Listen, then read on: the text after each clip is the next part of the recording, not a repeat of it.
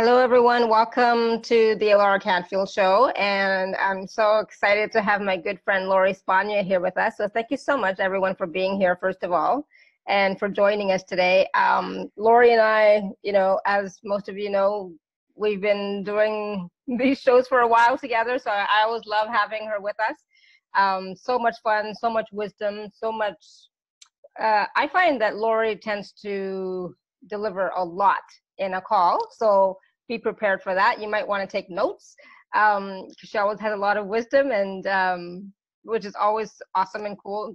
Oh, she over delivers. I mean, it's not a bad thing, but I'm just letting you know she over delivers. I'm looking forward to what we're going to talk about today.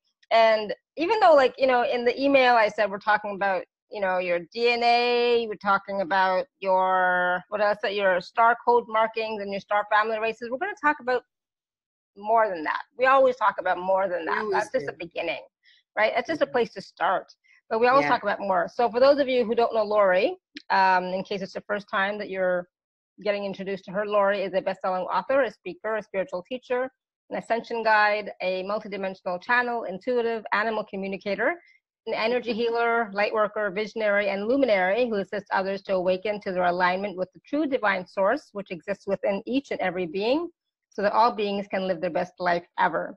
And, I should add to that, Lori is a good friend of mine, and sometimes, so we always love to connect and reconnect. But we also, we don't just connect on the show. We tend to connect off show as well, right? And so I always value Lori's advice, Lori's points of view, and, she always brings something to me and to you, the listeners, something new and something fresh and something a totally different perspective. And I always learn something new. So I'm so excited that we're going to be talking about not just, DNA, star code markings, and your star family races, but we're also going to be talking about whatever it is that you want to talk about. So whatever, we will be taking some live Q&A, so that also brings up new conversations, and we never know where that's going to go. So Lori, welcome to the show. Thank you, Alara. Yay. I'm super excited to be here. I have to say, I have been looking forward to our call because, first of all, I really do love connecting with you. And I always say it, you're just such an amazing host. I find you to be so easy to work with. I find you to be so enjoyable. And I love our conversations, and I love the casualness of our dialogue, because I believe that, in my opinion, a lot of the spiritual stuff is treated so much like it belongs to some and not others. And also a lot of times it's treated like, I don't know, it still has so much of that guru mentality. And I find that old paradigm and not interesting. So I like our casualness, because a huge part of the work that I do is really about helping everyone see how we all have it, and it's within us all. That doesn't mean to take it for granted or to treat it without respect and honor and gratitude and reverence. It just means, I think that's one of the things that's really nice, is just the casual way we get to really see it as everyday life. So I love our conversations because it's that it's fun, it's playful, and it's Thank you, me too. And it's not serious, and it's not something outside of ourselves or something that we can't reach, far out there for everybody else and not us. No, this is all within us, and the teachings and the wisdom that you bring forth based on the conversation that we have, it's always something practical and pragmatic, right, that we can use in our day-to-day lives. And sometimes it's curious and interesting, like when you talk about the star codes and DNA markings and things like that, that's interesting. But then how do we use that and integrate that into our day-to-day lives? How do we use that to move forward on our path, or just have, open up more new ways of thinking and new ways of being, right? Yeah. Well, and that is what I love, because to me, a lot of the stuff, it's still so esoteric.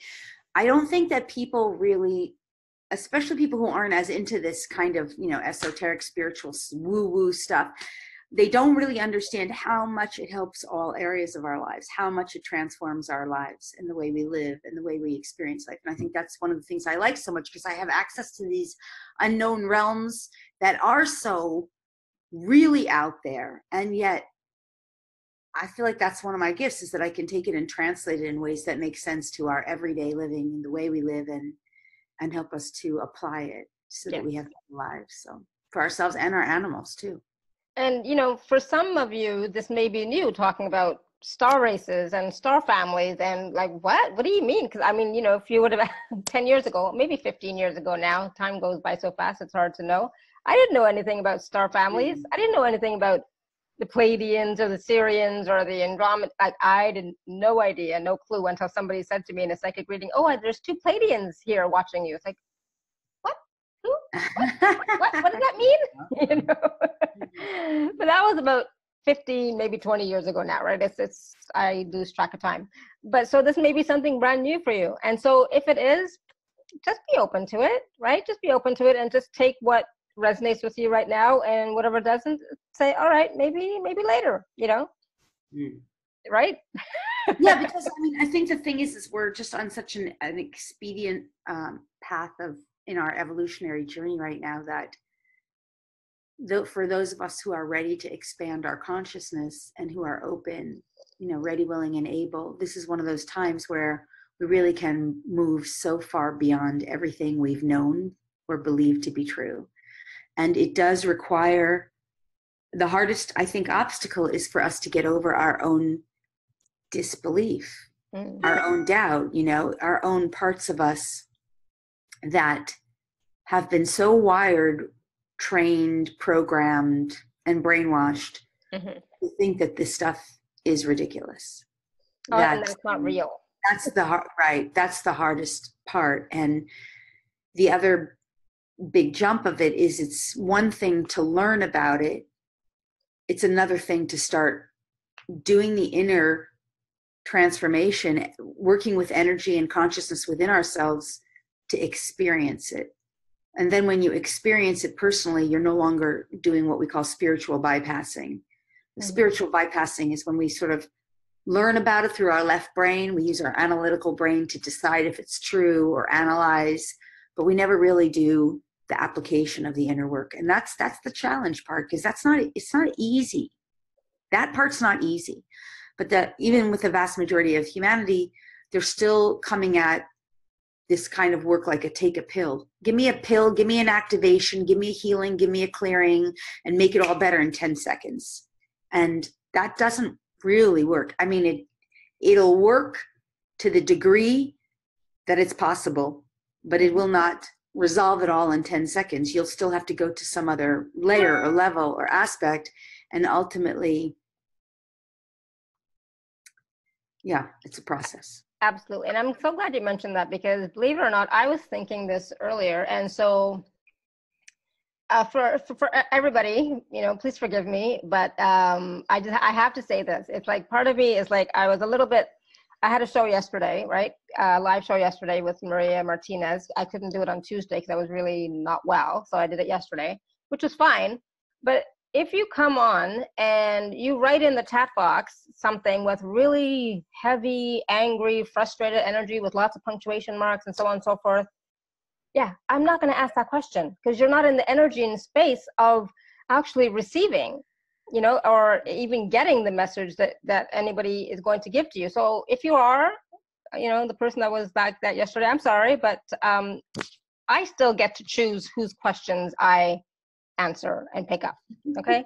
So, and no, you know, so please be kind. This is a free call. All right. A free call. We're both here. Lori and I are being of service freely, you know, there's no expectations. So please be kind to us too, that when you are writing into the chat box, or to me personally, or if you have a question, please be kind. All right. So, because I'm not going to. I am so sorry if somebody wasn't very kind to you yesterday, Alara, because, you know, I don't know what it is, but people don't realize as we do this work, we become more and more sensitive, and we also become less and less tolerant. So well, yeah, I mean, they were frustrated, you know. I get it. Just one second. I'll just Yeah. say they were frustrated because of how their life is going and what Right. they're experiencing and things not working out and so on and so forth. I get that, but you're not going to get a quick fix in 10 seconds. You know, Yes. so Yeah. if that's what you're expecting, I'm sorry. I apologize ahead of time, you know, that we can't solve all your problems in a 10-second question answer. Yeah. Well, that's a form of spiritual bypassing too, because the way the transformation takes place is you actually have to do the work and you actually have to be committed to it. And I mean, you have to really stick with it. I have a one-on-one client I was talking with today, and she was really noticing a lot of her progress that she had made. And I was just so happy for her. When you really come out the other side of a shadow thing that you've worked on, that's really, excruciating pain, where we face our own darkest parts of ourselves, a part of us that feels unlovable or unworthy or uncared for, or whatever it is.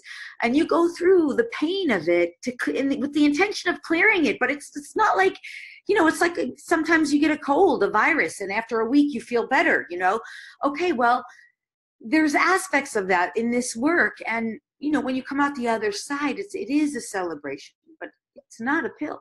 So the point that I was going to make was that in this case, I'm acknowledging private session work people who do weekly work and are dedicated to their journey, and people who are, leading telesummits and doing the spiritual work, spiritual teachers and healers and channelers. We're doing that work. We become very sensitive and we're dedicating ourselves to this work. We know that it doesn't get done overnight. And so, we put these calls together because we want to be of service. But at the same time, we know it's a free call. If you just want to do a spiritual bypassing and just take what you can get and then think you can take energy, sort of leave, and then not really do the inner work, you can only get whatever you can get. This is deep work we're talking about. And it requires, not for the faint of heart. It's not for people who just want to go and manifest their Rolls Royce. Not that there's anything wrong with that. And it doesn't always happen that easily either. People don't see all the work that they did beforehand, before they actually manifested that Rolls Royce. Not that there's anything wrong with manifesting a Rolls Royce. No, exactly. It's not just about the, cotton candy. It's a lot more than that we're talking about here. So, but when we talk about things like star code markings and accessing your DNA, it's because we've gone so deep. We have done so much inner work that now we're getting to stuff that's completely unknown to humanity. It's unknown, star code markings. Well, I didn't even know what that was even 3 years ago. And I've been doing DNA activations for 15 years now for people in 12 or 15 or whatever it is. Yeah, you lose track of time, but I know it was when I was in Maui, I started doing them. So for myself first. So look, this stuff that we're going to get into today is so out there, but the reason we're able to communicate it, talk about it, and translate is because of years of inner work. And it's not just surface level stuff. If you just want surface level stuff and that's like, to me, you want to know your angels. I love that stuff too. You want to know your angels? That's awesome. Mm-hmm. But I personally have moved way past that. And I still love angels. They still show up. They show up at all my channeling sessions. They show up at all the activations, all the group calls. I love them. But it's a little 101 for me. Yeah. No, I'm not making that wrong. I'm interested in stuff that's really out there. And I like the unknown. With the star code markings and just, opening up our consciousness to even acknowledge that there is more beyond this planet, right? Number one, there's more beyond this planet. And not just that we are multidimensional beings. So we are also existing on other planets, other dimensions, other realities at the same time. And when you can connect into that, so Lori doesn't know this because I haven't told her yet, but I recently connected to another aspect of myself. I don't like to say greater, but another aspect of myself, right? And before I did that, I did not even know it existed. I didn't know she existed. Is it a she or an it or he or that? Doesn't matter, right? But part of my Oversoul collective, and it's like I didn't even know what that meant. I'll be honest. When I first experienced it, it's like I don't even know what an Oversoul is. I should know. I'd heard about it, but I hadn't really done any really deep research until I started, and it's like, oh, you know, so, but it's a progression, right? Yeah. There is a progressive kind of nature to it, even though it's nonlinear. Yeah, Yes. it's progressive and nonlinear, but it just means that we are opening up our consciousness to more and more and more. That's the progression that I'm talking about, right? Yes. And so this conversation today might be for some of you 101, and for some of you it might be like, I doubt it's going to be 101 for anybody. I know, right? I doubt that. I know, but just in case I tell you, one thing I've really come to realize is like most of the stuff that I think I share, sometimes I'm sharing too advanced. People aren't even ready for some of it. Some of it I have to reel it in because it's just. Well, today you don't have to reel it in. Just bring it. Just bring it. Right. Well, let's see. So where are we going to get? Where did we start? So yeah, so I wanted to start off by talking about, what are star code markings, and how do we know what they are, and how do they show up in our DNA, and are these markings, okay, here's this interesting question, are these markings, can they actually be on your physical body too? I know it's really weird. Okay, well, there's markings on the physical body, but when we talk about star code markings, that's not what I'm talking about. Like if I were to show you a part of my leg right here, you'd see this. I don't know if you can see it. I hope I can do this in a professional way. But there's an arrow. There's an arrow here. It's like two arrows. It's a little hard to see. Yeah. And I always used to wonder about it. Like even growing up, it's so weird. It's literally looks like a 3 o'clock mark with two triangles on the other end. And it wasn't until years later, like even after Maui, when I discovered that's a kind of star code marking. But that's not the kind of star code, because there are very distinct markings on the body that star seeds will have that are just. So I have something here on my, of course I can't see it now, but on my chest, right? Yeah. Which is like, it just looks like a constellation of some sort. You know what I'm saying? Right. They do usually look like something related to, not always, but either something in the shamanistic kingdom or some kind of pattern of sacred geometry or some kind of constellation star type of thing. Because it's not a scar. I wasn't hurt. It's just these. And you actually, if you're really connected to it, some part of you like kind of loves it because it's so unique about you, right? Well, star code markings though that I'm speaking about are specifically in the DNA. Mm-hmm. And you really can't even access these star code markings unless you really have, from what I can understand, done the depth of getting through the first initial strands of DNA. They're not even in the first initial strands after the first two. Right. So maybe a good place to start would be with the DNA. But right before we go there, I just want to say, this is something I know.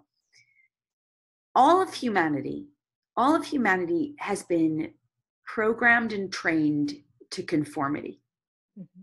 And in fact, every world religion, to some degree or another, usually to a great degree, teaches conformity. And not only every religion teaches conformity, just about every religion through conformity teaches a form of mediocrity. So some people who are religion-based might not agree with that, but it really is true. It's teaching conformity and mediocrity. And what I've learned as just as a philosopher, as a human being who teaches and, Sagittarian nature, is that deep within every human being is a quest, a desire so deep that is unfulfilled, that is craving, starving for some kind of uniqueness. And yes, there's nothing wrong with conformity because we need that too, to a certain degree. I mean, we do need some form of conformity to fit in, to belong, to be included, etc. But we need so badly the uniqueness that we've been desperately hungering, thirsting for, and that has been so deprived from humanity in our programming, because again, religion, school, it's all teaching conformity, especially religion. And the thing that's amazing about star code markings is, you know, our uniqueness can be found in a thumbprint. Well, you also have star code markings very deep embedded in your DNA that is unique to you as a thumbprint is to you. But this is so much more than a thumbprint, because a thumbprint or a fingerprint is, well, what is it? Nothing more than a thumbprint. I mean, okay, if you give it to some authority figure, they'll be able to know who you are. If you die and they need to figure out who you are, okay, that is amazing and wonderful in and of itself. If you work with a palm analyst, they can tell you a lot about who you are based on that. But really in your everyday life, it matters not much, you know? Mm-hmm. But your unique star code markings, it matters a lot. It matters so much, because when you access that point of your unique markings, the part of you that is buried so deep, that's been longing to matter, that made us physical matter. But it's non-matter. It's not non-matter. It's non-physical, but it is physical. It's where you realize how much you matter. But even beyond that, it's where you come into alignment with that part of you that just really so wholly and completely absolutely loves and adores yourself. And it's not even like this kind of egoic need for self-love, because it's way beyond that. It's like where you realize, I don't know, how truly wonderful, fabulous, fantastic you are, and you integrate it into your human self. It's where you start saying things like, wow, I've become the person I always dreamed that I could be. I've become that person. Now what am I going to, now what am I going to do with all this brilliance, all this magnificence, all this fabulousness, right? It's that kind of thing. So those are the star code markings those are unique to us. There's also star code markings that are unique to our soul lineage, our soul family. There are star code markings that belong to the collective, sub-collectives and collectives.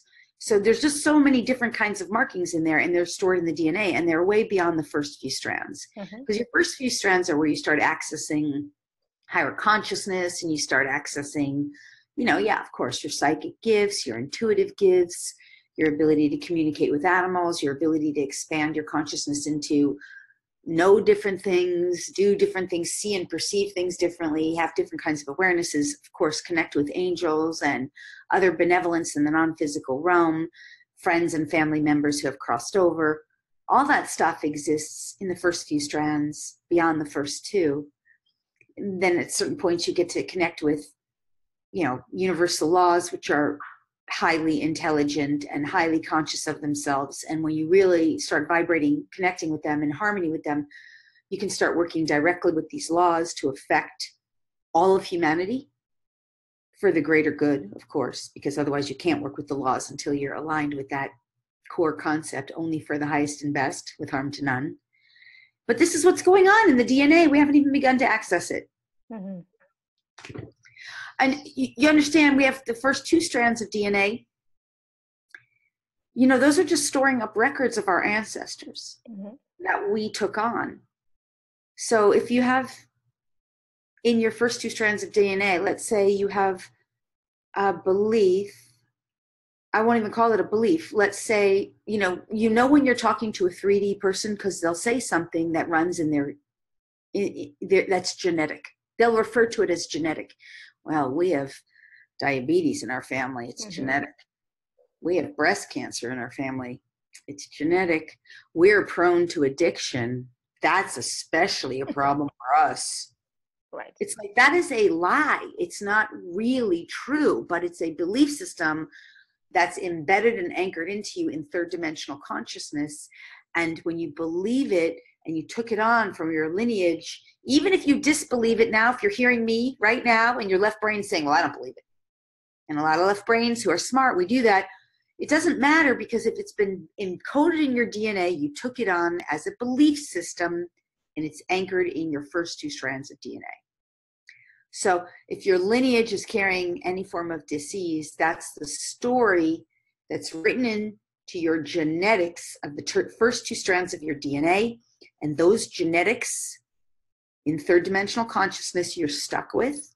Even in fourth dimensional consciousness, if you follow Bruce Lipton, who I love, you're learning, I can either turn it on or turn it off. It can be dormant or active, but it's still there. When you get really well anchored into 5D, that's when you start to know, no, I can change it and I can clear it out. I don't even have to have that record. And you can make the connection. If you know the Akashic records, you can make the connection to the Akashic records, and you can be like, oh, it's stored there, but I can transmute it. I can clear it out here. I can clear it out there. I can affect it through all my bloodlines, my ancestors, clear it out there too. Now I can return it all to source. So effectively there's a record, but there's no record. There's an awareness, but there's no real physicality anymore. I've affected it through so many dimensions of reality that it no longer is residing in the DNA. Now, of course, if you really want a record of that, you can have your DNA tested, but we can talk about that too, because everybody wants your blood. Everybody wants your DNA. It's like literally free right now. DNA ancestry is practically free because they need your DNA. I not recommend giving your DNA to anybody, but that is another story, another conversation. So you understand, this is how the DNA works. It's storing up the records of our ancestors and our history. The first two strands of DNA store a code of that. And in third dimensional consciousness, we refer to that as your genetics. In fifth dimensional consciousness, those of us who are working at this level, we start going in there very specifically to find what's not serving and to clear it out. Now, that's only the first two strands. So we also know there's at least 10 more strands that are storing up all of our greatest gifts and potentials and our ability to access at least 12 dimensions of consciousness, each strand corresponding to a dimension of consciousness. And yeah, it's really fun to learn about this through the left brain, but you cannot spiritual bypass this stuff because it just means nothing unless you actually start working with it and going in there. And when we get into the deeper layers and the more intricate aspects, that's when we start to uncover these star code markings that we've referred to. Make sense? It does. Absolutely. And so much information all once, too fast? No. Because that's like a lot of stuff right there. That could be a whole course. No, it is a lot of stuff. And that's the thing. It's like, it's really interesting that these markings, they can be found in the DNA, and we can delete them if we want. But what else? So some of these ones for the star codes and the star races and the star families, those markings are in our DNA as well, right? Not just the genetic stuff about diabetes and cancer. Yeah, those are just the first two strands. Your genetics and stuff is your first two strands of DNA. So yeah, I mean, it's definitely, you can absolutely find out who your star families are. Almost, in my opinion, every human, just like the United States, we're all a melting pot in the United States. So is true of our DNA. Our DNA has markings from every star race known to us and some unknown. However, most humans will immediately resonate when they start waking up with, Palladians and Sirians, because they tend to be like our closest neighbors. Palladians, the seven sisters, the seven stars, which is way more than seven stars actually, but that's what we left brain, that's what we know it as. And then the Sirius A, Sirius B constellation that are two side-by-side planets. Those of us who work with these planets, we know Sirius B is known as the dog star. It's not an accident that it's called the dog star. Dogs actually are gods in bodies from Sirius B. Whales and dolphins are also from the Sirius constellation. But that might sound foreign to a third dimensional consciousness person. What, she thinks whales are from another planet? She's saying dolphins are from another planet. Like, what? This chick's crazy. But if you're in 5D, and if you've been listening to this, you start to realize, because somewhere within your DNA, because you have Syrian DNA and you have Palladian DNA. And so when you start hearing this and you start vibing with it, that part of you that's really coming into alignment with those higher truths starts to just know it. You don't really question it anymore. You question it if you're still in 3D. It sounds wackadoodle. Mm-hmm. Right? So, but yeah, I mean, to go directly to your question, yes, I personally believe we all have all of it. It's like, why is everyone so afraid of reptilians? Because reptilians carry fear programming. And so, of course, when you think of reptilians, you would think fear. But like I was telling a friend of mine the other day, I was on a phone call with her, and I have a friend who's, you know, really high vibe friend, really high consciousness. And we were having dinner at an expo once, and she was like, don't you ever think that there's any good reptilians. You better make sure you don't. And I was like, huh, that's interesting, her perspective on that. I'm not of that perspective at all. Because I remember, and this is what I was telling a friend a few nights ago on the phone, I was talking to her about this meditation that I once was in, this meditation with a friend of mine who's now crossed over. And he did a lot of kind of like ayahuasca and stuff. So meditating with him was really fun because his brain and his consciousness had expanded into places. Not that I don't recommend ayahuasca necessarily at all. In fact, and I've never done it myself. However, meditating with him in partnership was really fun. So we got into this meditation and we were totally in that bliss zone, that ecstatic bliss, like, oh my God, this is just like euphoric, your mind altered state, right? And in this state, I kept having these reptilian beings coming in. And it was our intention at this time. This was like maybe, I don't know, 10 years ago. But I was back from Maui. I was living in Los Angeles at the time. And we were on the phone, you know, and it was late at night. So it was completely dark in my room. And we went into this ecstatic meditation together. And there were all these, and our intention was for healing, you know, to make a bridge between 3D and 5D for humanity. And we had all these reptilian beings coming in. And these reptilians were saying to me, you should be afraid of me. I'm reptilian. And they were like, some of them were like dragon beings. So they might have been some draconians in there, but they were like sticking out their lizard tongues and fire at me. And I'm seeing this in my mind and I'm feeling the fear that they're projecting at me. But I myself was in so much ecstatic, blissful state. And I was so focused on what we were doing together. I just kept saying to them, like, I'm not afraid of you. I'm so blissed out. Why don't you just come and join us? I just kept being in that state. Like, I'm really not afraid of you. I'm so blissed out. That's kind of what I kept saying. I'm so blissed out. I get your story. I'm hearing you. I'm seeing you. But, you know, this feels so good. I really just don't want you to take me out of my bliss state. And eventually they just morphed. I mean, they were relentless. It was like, it went on like this for almost an hour. But eventually they just morphed and they were like, yeah, okay. And that's when I realized these reptilians are powerless over our bliss love.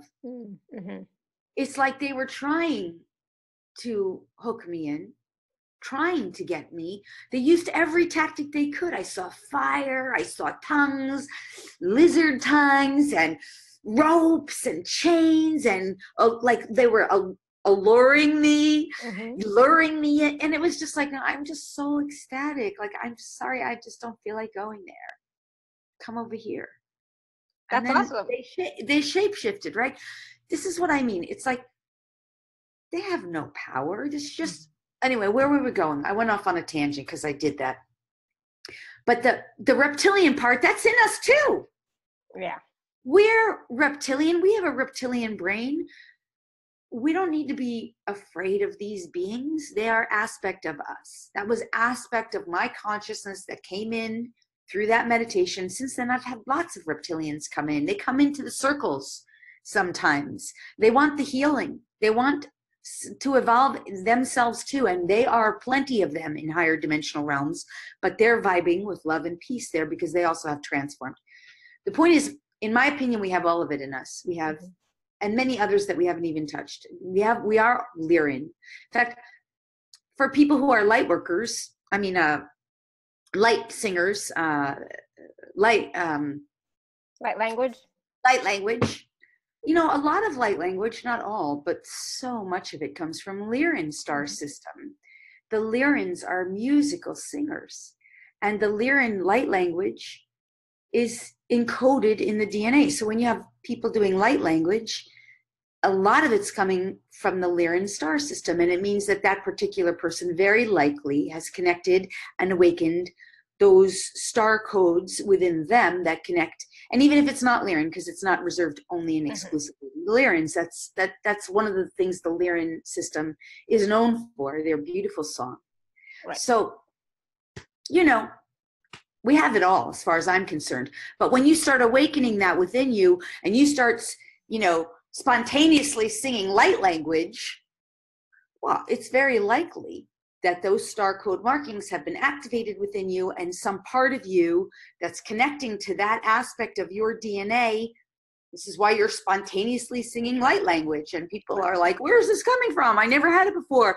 And then sometimes people who spontaneously initially start singing light language, they're afraid of it. I've had people like sing to me and they're like, what do I do? I'm afraid. Like, what are you afraid of? It's beautiful.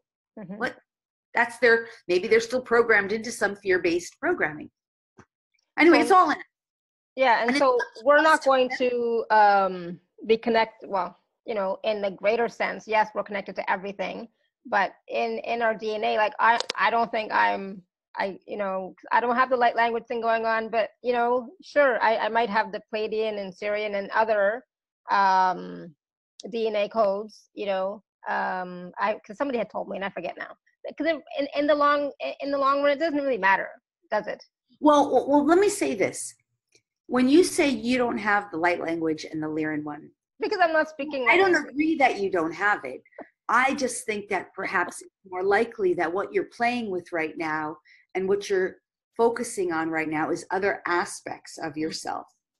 Because, you know, ultimately, if you go to 12th, 13th dimensional consciousness, you're talking about unity with the divine source. That is all that is. Yeah. Well, so unity with divine source, that is unlimited potential, unlimited consciousness. Once you align with that, which is really, most humans are not there at all, right? But of course, these sort of sub layers of you, aspects of you, are Lyran. And you are a part of that. Yeah. So right now in your expression of that, some aspect of you is not resonating at that frequency at this now moment as you're speaking, but you are that. We all are that. So we all have all these aspects in us, and it's more like, what aspects have we awakened and what aspects are we playing with? Because I've had light language spontaneously come through me. And I definitely, when I do clearings, a lot of times there's like a strange noise that's sort of, it is a light language. It's a clearing language that just comes through because it's some part of my consciousness that has learned and knows I can clear that language really fast and shift through density. So it just does it spontaneously when I'm doing healing. But I don't really play as much with the light language, mostly because it's not my greatest joy. But if I wanted to, I know I could find it, activate it, play with it within me. I know it's already accessible to me. So anyway, I think we all have it. And it's more like, where does the joy?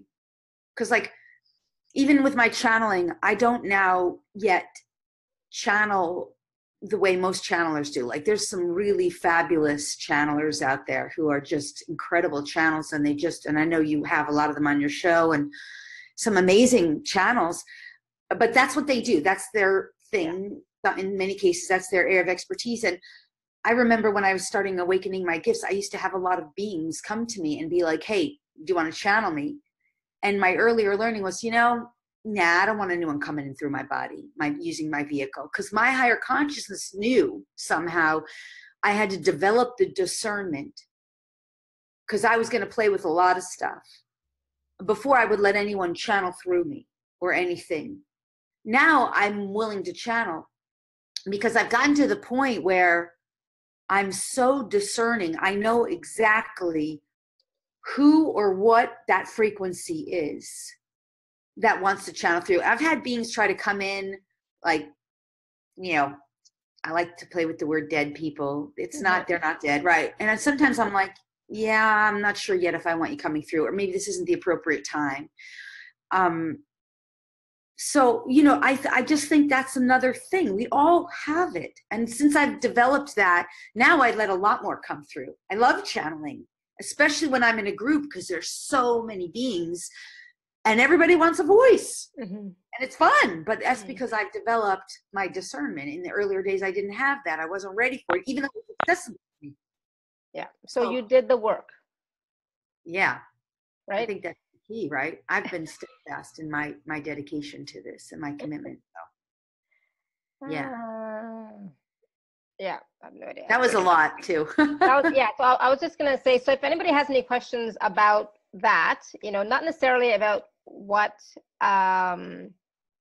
yeah, if anybody has any questions, write in the chat. Let's make this clear, because I've gotten to the point now where I really feel like when people use a platform to ask very personal questions, something like this, I kind of feel like, I don't want to use this platform for that. I want it to benefit the whole group. If you really want to go into your own personal stuff, that's typically a private or a semi-private session, so that we can give that dedication. Because I tell you, the last group call I did where someone asked some private stuff, what happened during that time was I knew I could give her so much more, but I am limited to a container of like 5 minutes. Yeah. And what ends up happening is if I don't get it precise in those 5 minutes, the person starts to sort of, their ego self will bring up an energy of argument or debate. They don't think it's argument or debate, but for me, it feels like it. And I don't need to get into that. I'm not interested in it. I'm not interested. I'm interested in serving and supporting you. I can always get to what it is. It might not be something I can do in the scope of 5 minutes. I know I can always get to what that person needs, but even like 45 minutes isn't enough. That's why the clients I work with now, I only work with clients who are doing packages of ongoing work. I've stopped doing privates at this point because I'm only interested in who really want to do the work. So, you know, let's keep the session, let's keep it to stuff that can really serve the group, expand our consciousness. Can be about animals, what's going on the earth, ascension, anything about DNA, anything that serves group collective. That's not so narrowly focused, that would require more of a private session, or at least more time for private time. So there was a question from Angels 888. So to me, this is okay. She says, I have a marking on the back of my neck. Is this possibly a star code marking or a leftover mark from my head being chopped off? Which I think is really funny, because so many of us know that we have had our head chopped off in previous lifetimes. We know that. I mean, I know, like, my neck is always, hasn't been for a long time, but, you know, used to always be sore. And I realized, you know, through past life regressions and journeying and all that stuff, that I said, and when I talk about it, I can't talk about it. My head's been chopped off, or I've been hung, blah, blah, blah. So for me, there's not necessarily a mark. I usually have a lot of sensitivity and pain around my neck. So, Lori. All right. Well, I'll give feedback on that. Yeah. So for this particular person, Angel 888, the one thing I need whenever I do something more personal is I need a name, you know, and with an animal, even I need a name. But so I can't say specifically for you. What I can say is my higher knowing about it. Oh, Yvonne. Her name is Yvonne. Yvonne. Yeah. When someone is carrying a star code marking that is from your star seed family or your star family, it's always going to be something benevolent. Somehow you're going to somehow resonate with it in a way that's enjoyable, that inspires you, that ignites some curiosity, that somehow I always liked my marking there. I always found it curious. And my mark here is the same thing. I've never thought of it as, I had my head chopped off, or like nothing like that. It was always like, oh, this is so interesting. This is so right. You're going to kind of like it, or it's going to somehow be curious to you. Yeah. That's because it's of a benevolent nature. And you understand, our star family, that's bringing us out of a third dimensional construct, out of third dimensional reality that's fear-based. the star family associated with higher dimensional frequencies is always going to be frequency of love, of peace, of joy, of happiness, of inspiration, of excitement, of enthusiasm, some frequency that inspires, uplifts. So if you have a star marking on your physical body that's of that nature, that's the frequency. That's where it's going to resonate. That's what it's going to inspire in you somehow. Now, if it's a trauma from another lifetime, for example, a head being chopped off, that's going to be based in third dimensional construct, right? An old paradigm. And that frequency is going to feel somehow more dense, trauma or drama. So even when you, Alara, referred to getting your head cut off, and that sometimes when you talk about it, that's a trauma-based frequency. Yeah. And that is anchored in third dimension, which we could also call that potentially a parallel lifetime. It could have been from another lifetime, parallel existence, past lifetime, where you got your head cut off or something. And if it's still resonating with you, it means it's still there for you to clear or resolve. And typically, if it's still resonating and you've worked on clearing and it hasn't been cleared, it's more likely that there's still some information that's valuable to you. That's why it's not yet cleared. Something that you haven't fully accessed or unraveled or revealed to yourself. Because even traumas, they're not meant to be suffering ultimately. They're meant to store something up for you that needs to be revealed to you. That's some gifts. Yeah. Right? Yeah. So I hope that answers that. I hope that makes sense. And that's up for Yvonne to discern for yourself, like what that is for you, how that makes sense to you. And I'll give you one other tool about that too, is, I mean, you can really play with it and ask it. You can let your consciousness start to just explore the possibility of diving into that scar or tissue or marking, whatever, she used the word marking, and you let your consciousness just kind of dive into it, play with it. Well, what is it? What's your story? What's your consciousness revealing? Right? I mean, because ultimately every bit of consciousness that's not serving you will be transmuted. That is the whole point of leaving 3D behind, because as you anchor in 5D, 5D is another platform of energy, frequency, vibration, consciousness, where you get to play with whatever is. And through that playing with this newfound consciousness, knowing that you are love, you are safe, you are the vibration of frequency of consciousness based in love, peace, joy, etc. You have the tools of forgiveness. You have an awareness now that you're well. You can play with anything.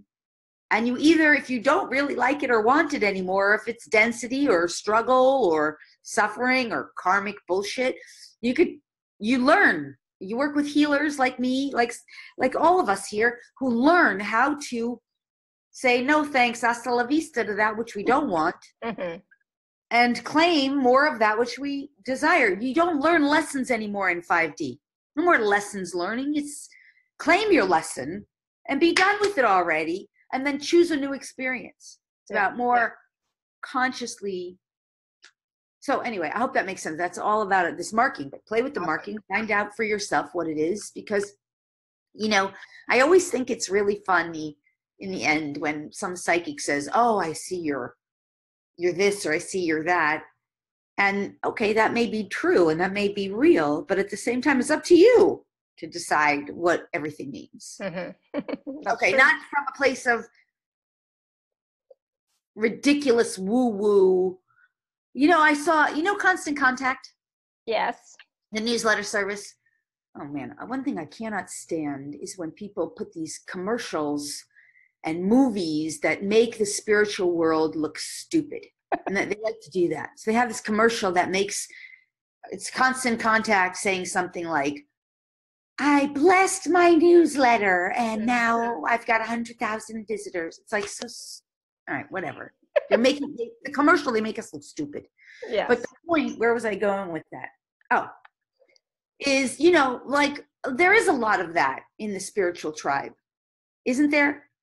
A lot of that in the spiritual tribe where we just seem so ridiculous. Oh, I see your answer. I see your spirit guide. And it's like, all right.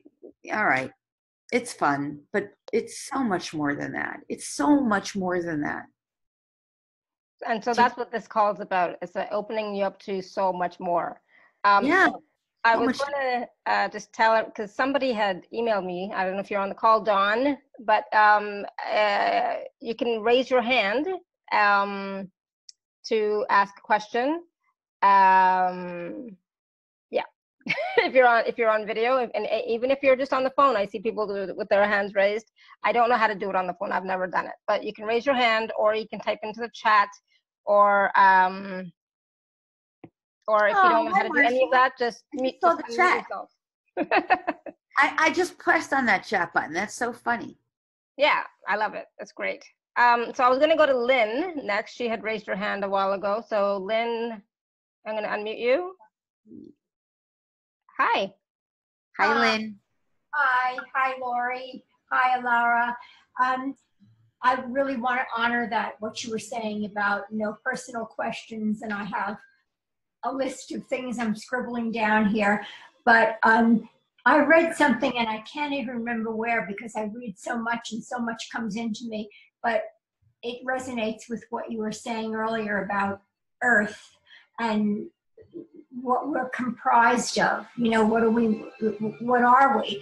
And this article or someone talking, I can't remember which it was just in the last 2 days, said, this whole planet, we're mongrels. We're what? That sounds terrible. I don't think they meant it terribly. They just meant that we're such a mixture of mongrels. Just a mixture of from all the planet. I would call it hybrid. I would use the word hybridized because mongrels that's much nicer.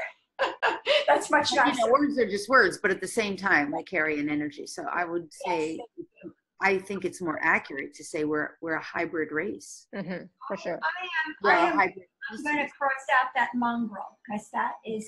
I totally agree. Did you have a question, Lynn, or what? Well, about that, and you guided me to Maureen Saint Germain, who I love her. learned a lot from, and one thing that's really helped me that she said in her book, what is it, Coming into 5D or whatever, is I try so hard to rein Lynn, in. is there music in the background where you are? It sounds like, can we turn that off? It's very distracting. And it's really helpful too, when people question, since there's so many of us, if you could just, ask your question, because otherwise everybody's sitting waiting and they start saying, why are we spending 20 minutes? Let's get to it. Okay, I'll try to get to it. You know how hard it is for me to get to it.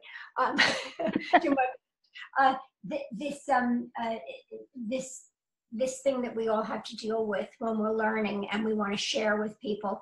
And Maureen, one of the things she says is very simple, but I think really effective. I'm going to see what you think of it.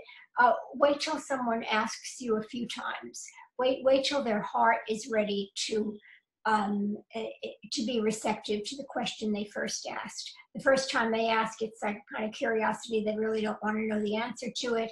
But when they ask again, well, what's that all about? How do you believe that? What is, what happened to you? What did you learn? Where did you learn it? She says, and I'm paraphrasing, let them ask a few times because. All right, so Lynn, I'm gonna interject here. So I love Maureen, and I love Maureen. She's a close personal friend, and I respect her and admire her.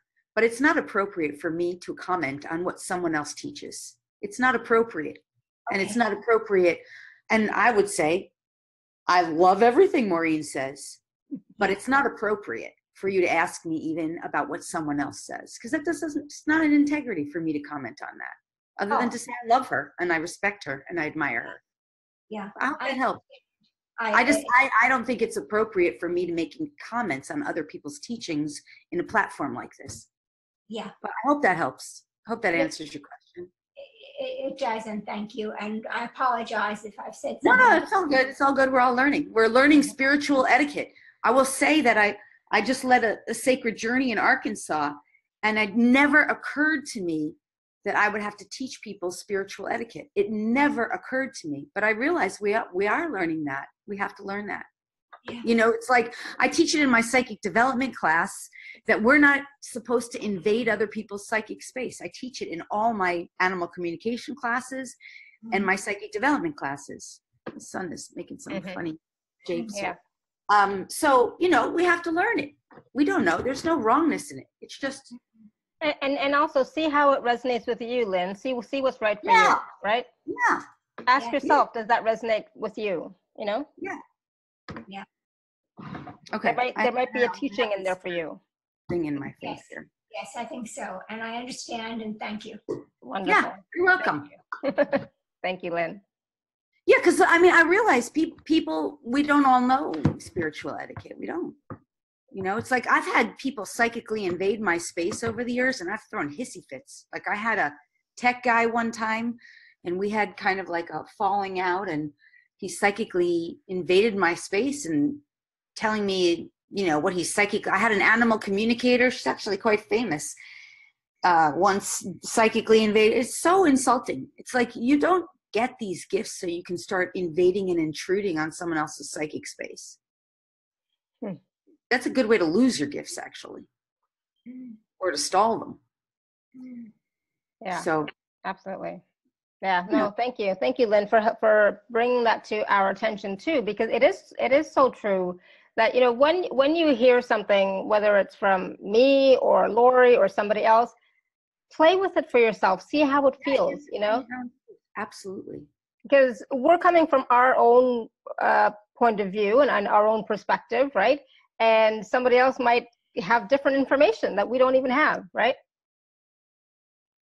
So check in and see what's true for you, is what I will say. All right? Thank you Wonderful. very much. Thank you, Lynn. All right, so we're going to go to... You know, I will address my opinion of you know, what to do when somebody wants information. I mean, I give you that if you want my opinion. When someone is asking for information or psychic awareness, or, you know, what comes up a lot is when people want to help others and they want to give it, you know, you want to help someone, you're becoming more psychically aware, you want to give information to somebody, but maybe they haven't asked for it. And I would say to that, my perspective is that this is one of the big challenges, because on the one level, we want to share it with others. We want to help. And on the other level, like if they're asking or not asking, like if they are asking, are they really wanting it? Sometimes they don't really. So you have to gauge your own energy, because we're in a universe, a reality that's now based on energetics. In third dimensional reality, we were completely unconscious of the energetics. And now we're being asked to step up and be aware of everything energetically. So if someone's asking you for something and it feels good and right to give it, and it feels uplifting and expansive to share it, then it's good. Then it's becomes something, yeah, this feels good and right. If someone's asking you for something and it feels draining or pulling or depleting, the answer is going to be your version of maybe not right now, or no thank you, or I need to go take a rest, maybe we can reconnect later, or no thanks, some form of no thanks. You know, I honor and respect you, but no.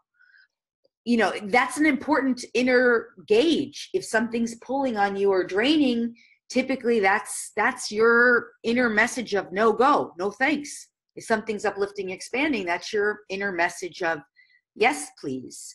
So I hope that's my response to that. If someone's not asking, the answer is they're not asking. It's NYOB, none of my business. If they're not asking. Yeah. And also, I'll just say another thing on this that's really rampant in the spiritual community. I've had this happen to me more than once. And that is when someone decides that they want to share their point of view with you, and they do what I call puking in your inbox.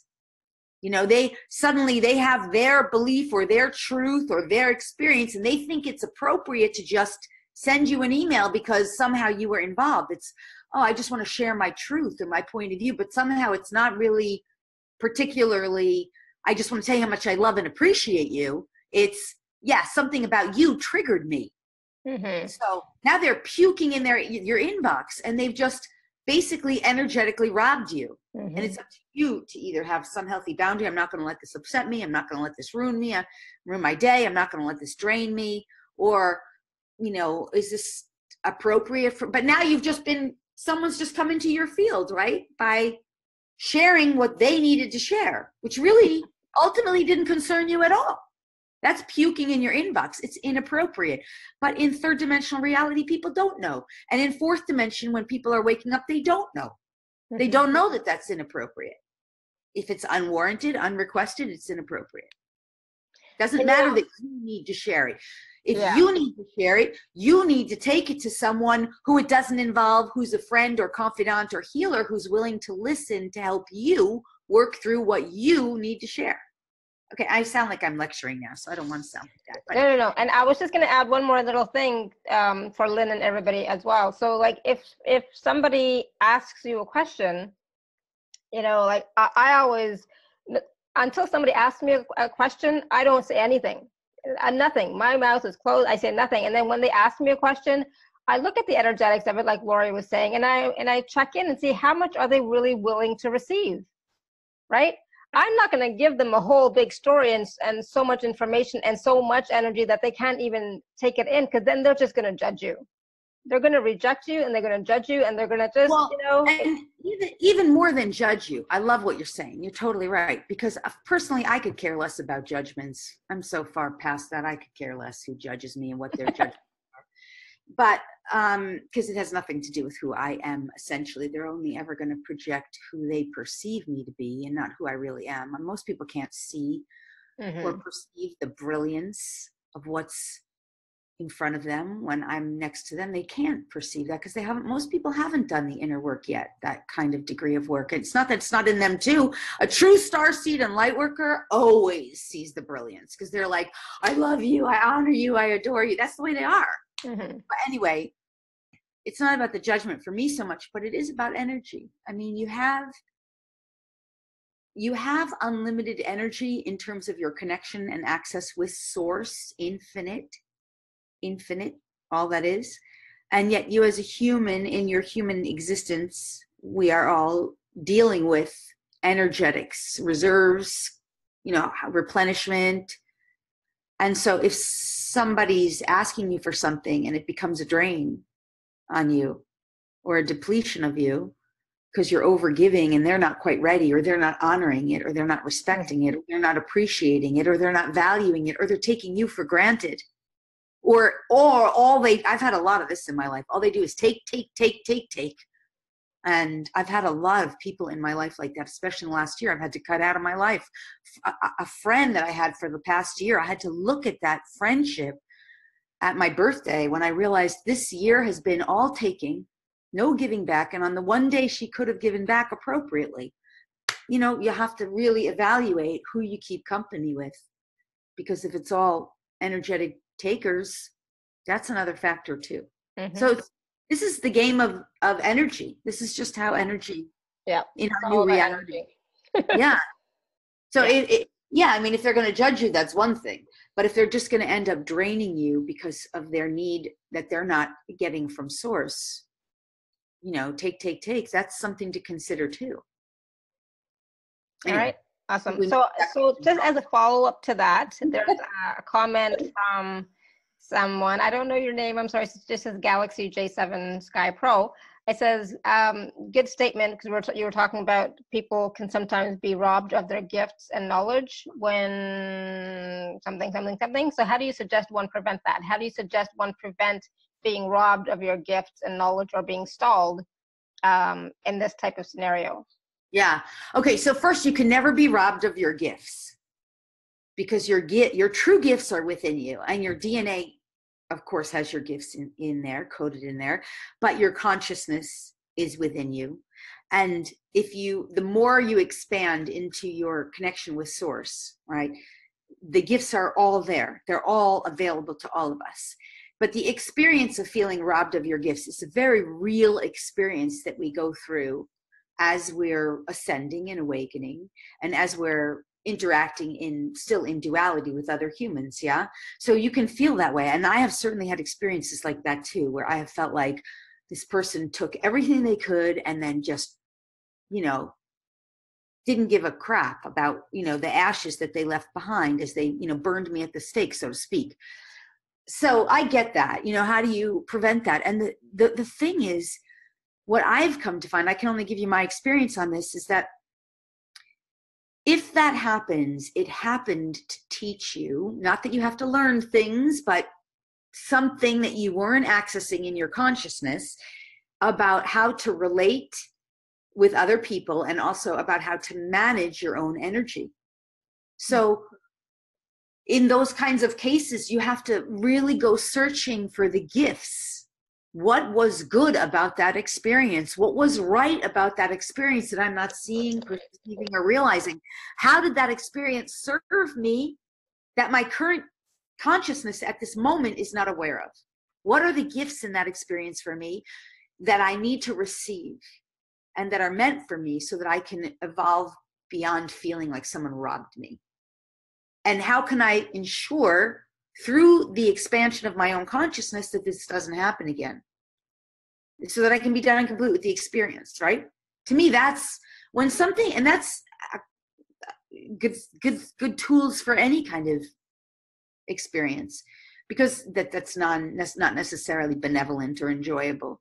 Because people in third dimensional reality, people are walking around the planet of lack and limitation. Third dimensional consciousness, I've referred to it this way a lot of times. It's like a planet of lack and limitation. I don't have enough money. I don't have enough time. I don't have enough happiness. I don't have enough love.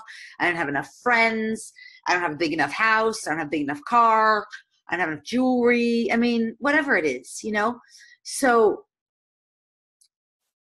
that's the planet of lack and limitation. And in that frequency, you're always going to be looking for what you can get from somebody else outside of you. That's what they do in third dimensional consciousness. It's like, I need you to listen to me. I need you to understand me. I need you to hear me. I need to share this with you. I need something from you. That's third dimensional reality. And even in 4D, people who are awakening, I need to be understood. I need to be nurtured. I need to be loved. I need to be cared for. That's fourth dimensional reality. In fifth dimensional reality, we start realizing, no, my needs are not external to me. My need is internal. I must seek it from within myself and, my stomach's making noise, and come into alignment with this infinite source that has all that is available to me. Whatever I need is within me. And yes, I might go to a healer who can translate this, because I might not know. I might go to a channeler or some other spiritual teacher or guide or trusted confidant or mastermind circle or prayer group or whatever it is. That's fine. We do need one another to go through the ascension process. We absolutely do. We are here to support and assist each other. But it's you going there not to be this, but rather to be like, okay, let's come together and serve, support, and assist one another. So how do you navigate from somebody stealing from you is number one, or feeling like that. Number one, you recognize there's some higher purpose for it. There must be some higher reason for it. You search what is the gifts of this that are meant to serve, support, and assist me.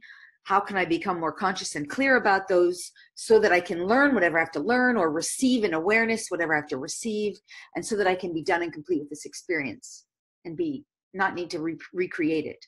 And then how can I ensure that I recognize and value and honor that which is within me as the source of my supply, so that as I'm doing so through this inner process, I'm not vamping on anyone else. Because in truth, if someone has vamped on you somewhere, you vamped on someone else. Does that make sense? It does. But, there are times when you do require support, right? Yes, absolutely. So I still do a healing session for myself. I think I'm a fabulous healer. yes, I think I am phenomenal. I think I'm a fantastic psychic. I think I'm so off the charts fabulous as a psychic, intuitive, animal communicator, healer. channel. And I still go every week, once a week, for something where someone else is taking care of me. And it's either through some form of healing. Sometimes it's body work, massage work, might be cranial sacral, although I'm not as into that as much because I have felt too much of other people's stuff, the handler moving through me. But, you know, I'm always going to someone else because I know I also need to be cared for. Yeah. So, and I do the same. yeah. Maybe not And every I mean, week. why do we maybe have not friendships? I mean, last not week as I much was as I thinking, should. no, but I mean, we do need it. We need Yeah. it. We need social community. We are social beings. We are tribe beings. Yeah. It's just we're not meant to think that our needs are in the 5D reality. We're not meant to think that our needs are met outside of us first. We're meant to realize that our needs are met from within us. Even if I need someone to give me a body massage, I can't necessarily I can give myself a hug, but sometimes I'm going to need a body massage. Yeah. And that's okay. There's no wrongness in needing, but I'm going to be the one who says, Source, bring me that right body massage person who I am aligned with. It's going to feel so good when we work together. She's going to love working on me. I'm going to love working with him, her.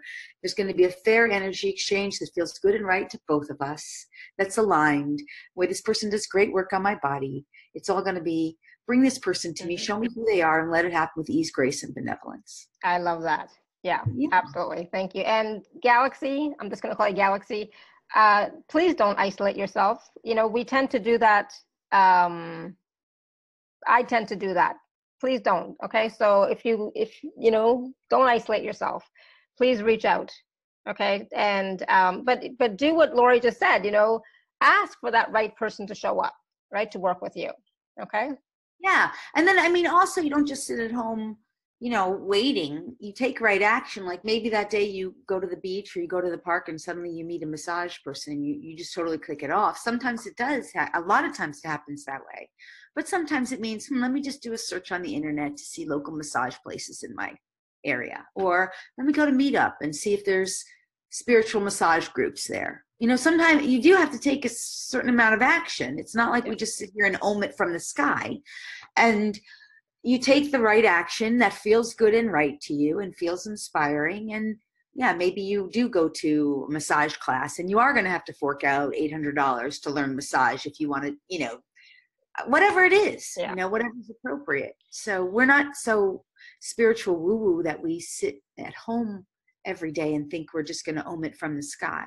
So to be totally transparent, a couple of months ago, I was going through a difficult time and I didn't reach out until it was almost too late. Then I did reach out. So, you know, today I made a point of contacting some of my friends that I actually saw in Canada and the US while I was there to connect with them again, to talk to them again. Not necessarily because I need healing or anything, but just to keep the connection going and strong.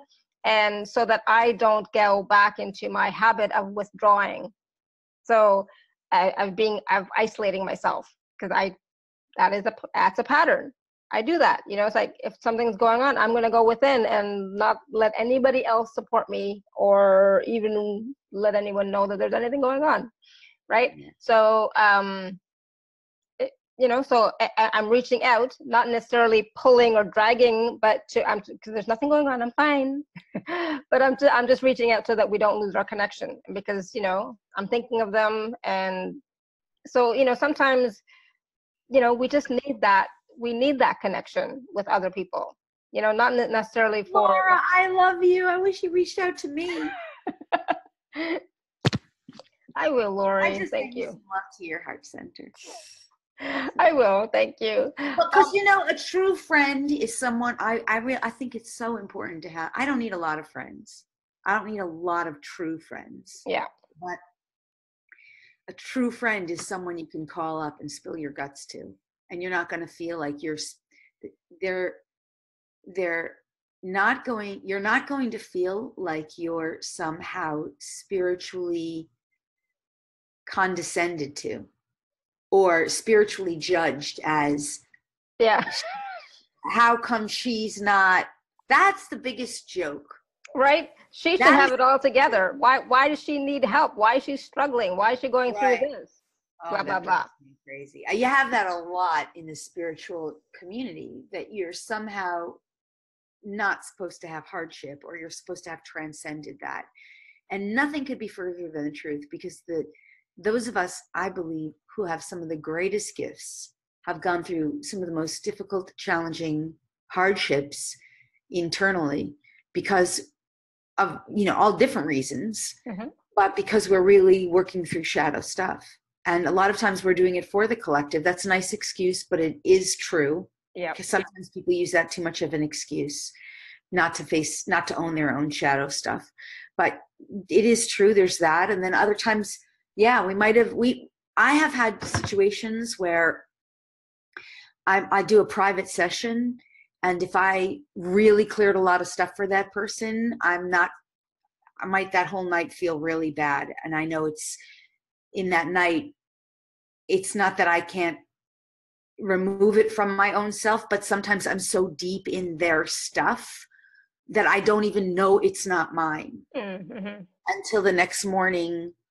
I might have, like sometimes if you're really in a dark space, you can't even see the light in that moment. So it's nice to have friends.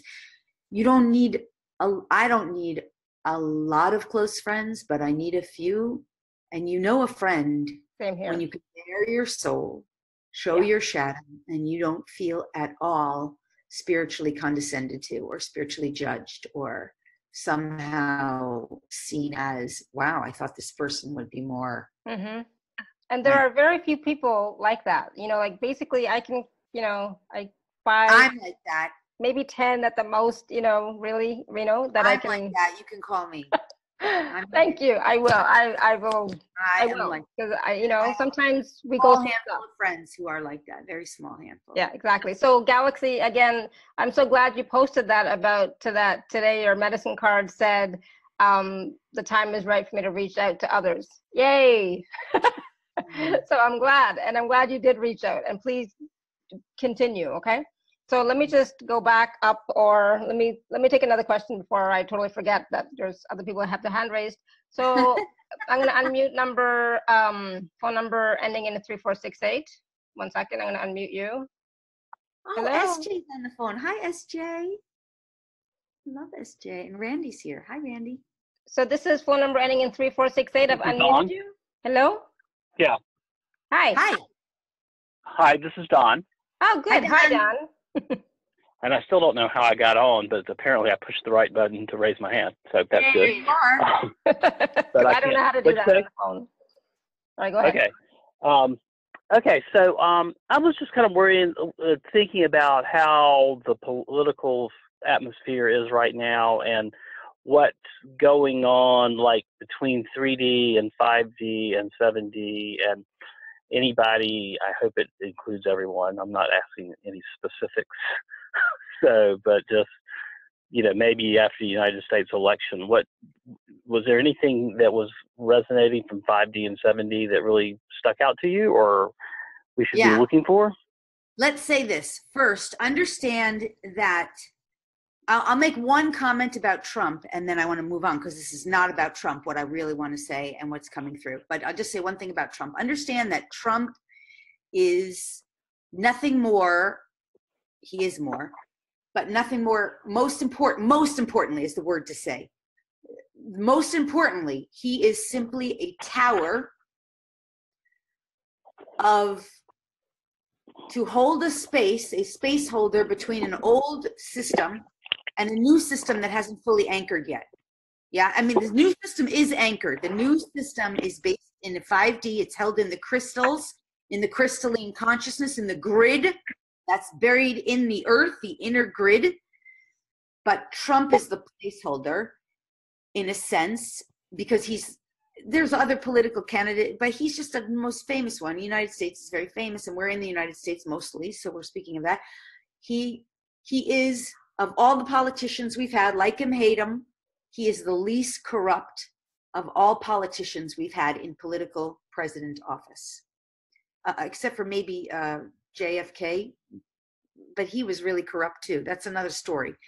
The point I'm making here is we're shifting from an old paradigm of politics to a new paradigm of politics, because Don, you asked about politics and political arena. And this person is simply a space holder from that perspective. Now, let's get this. The reason there's such a big push to vote, the reason there has always been a big push to vote, and now even more, is because as people are unplugging from third dimensional paradigm, the voting system is collapsing because we know it's completely corrupted. And we know that voting is a brainwashing tactic to make people believe that they're free and that they have a say. And it's all brainwashing. It's not really true, right? Now, we also know that when we're dealing with fifth dimension and beyond, that the quantum field of intelligence never disregards your vote. And there is no way that when you're voting with consciousness in the field of consciousness, connected into the grid of Earth, the true grid, and higher consciousness of the divine, and also working with the universal laws, which reside on the sixth plane of existence, that your vote will never be discounted and cannot be rigged and will always be honored. So therefore, when we exist in fifth dimensional reality, we vote with the quantum field and our vote is counted. And we pay very much attention to how we vote with intelligence, because we're choosing not so much I want Trump or I want this one or I want that political candidate or voting for that. We're choosing more from a place of what is for the highest and best of all of humanity. Let that come to pass, right? And we may have opinions or judgments about that. We may say, well, we don't believe that, for example, Monsanto is good. We vote against, or we ask that the source eliminate and remove Monsanto, for example, and all its activities in the highest and best ways. And the people who work for that corporation find better jobs serving the greater good of humanity, for example. So this is how we vote in 5D and beyond. Now, understand in third dimensional construct, the pull and lure towards voting is actually a pull and lure from the old paradigm and the old patriarchy, which is fear-based, reptilian-dominated, draconian-dominated, primarily. Archons, the archons, who really have no say anymore, but they're still trying to control the collective by enticing them to vote. But understand, a vote in third dimensional paradigm is a vote for the old paradigm to continue. So I do not advise you to vote personally. However, I have no objection to your voting if that's what you choose. You have a free will choice in that sense. Yeah. Just know that when you're voting in third dimensional paradigm, you're playing a game of 3D and you're perpetuating essentially the old paradigm. This is what I've been taught from the higher realms. Now you can use your discernment. I'm just sharing. So I don't have any attachment to your opinion. I'm just sharing because I'm the speaker of the day. So I hope that makes sense and brings some clarity.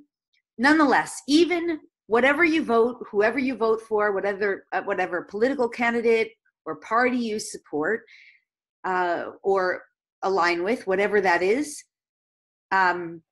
if you do choose to engage in that, understand that that system, no matter how it plays out, is collapsing, and it will continue to collapse.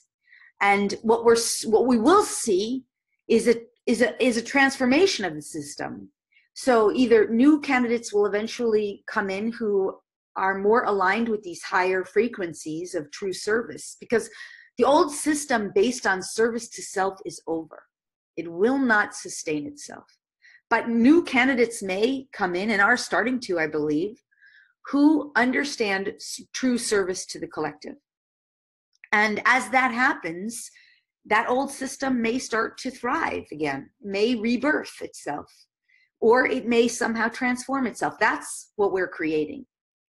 So once you, as a unique individual, use your own discernment to decide, do I feel like that system is worthy of my vote now? Has it transformed in a way, or is this candidate someone who I really do believe is really aligned with service to the greater good and is strong enough to stand like a tower and refuse to be partaking in a patriarchal system that is collapsing?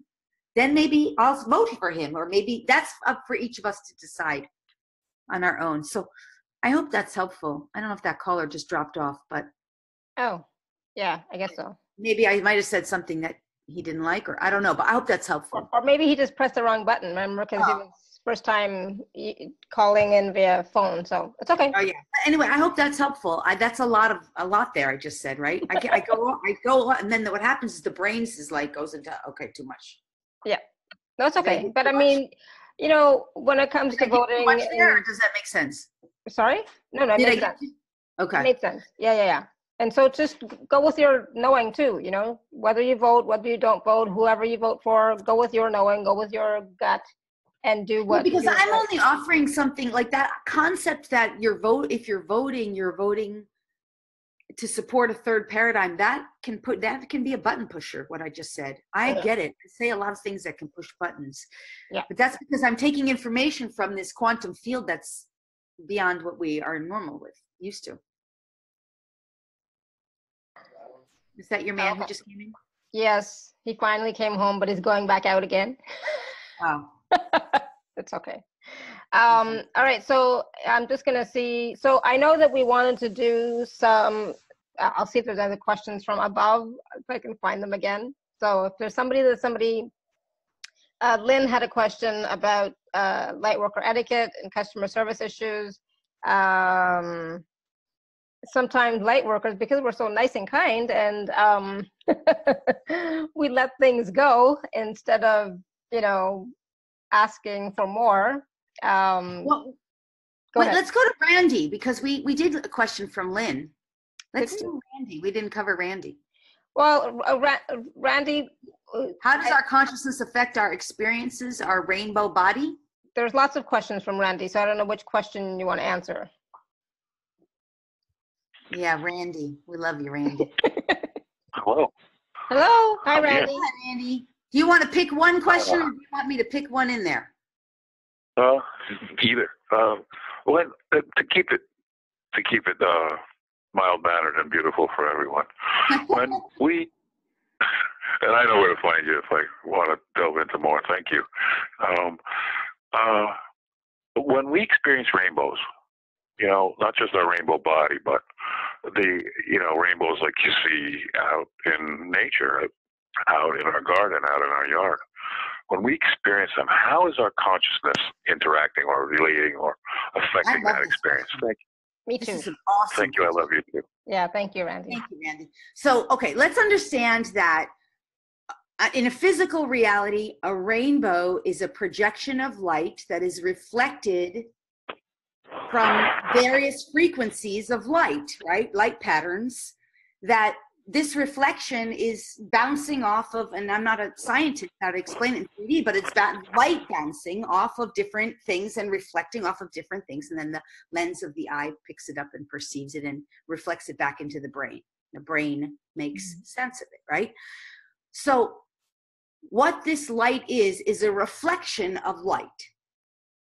It's reflecting in the reality, in the physical world, and we take it in and we experience it. Now, if we take that rainbow light in and all that reflection in and receive it into the body is now energetically harmonizing with that light.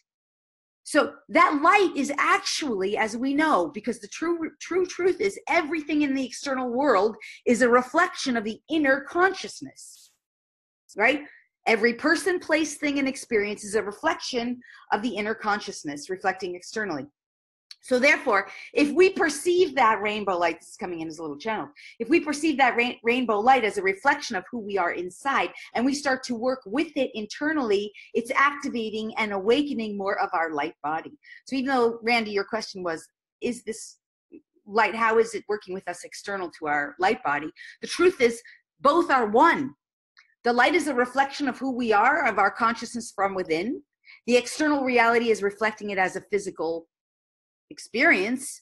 And then if we take it in more, this is so important, working with the light, because it's morphing our light body, our physical form that's carbon based is transmuting into crystalline base. How does that happen? The light that we take in is awakening the light from within and transforming the physical form. Does this make sense? Oh yeah. So I just want to say, I've looked at. because one of the I'm things looking at entelechy.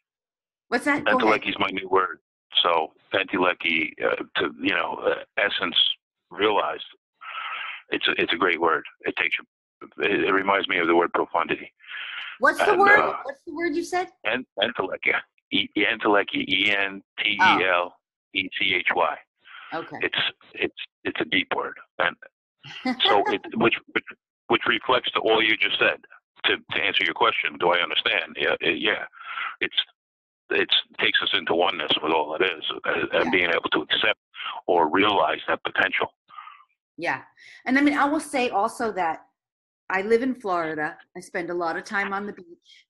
I spend a lot of time working with the sun. I've been getting into like sun gazing and breathing in sunlight as a form of nourishment as well, and just working with breath to nourish the body. So I haven't been needing as much food nourishment, because not that I want to be fully breatharian or sun gazer, but I like the idea of not needing food unless I want it, unless it's from a place of more enjoyment. Like sometimes you have to eat and you don't really like your choices, or you don't want, like, that's what I'm working with the sun and the light.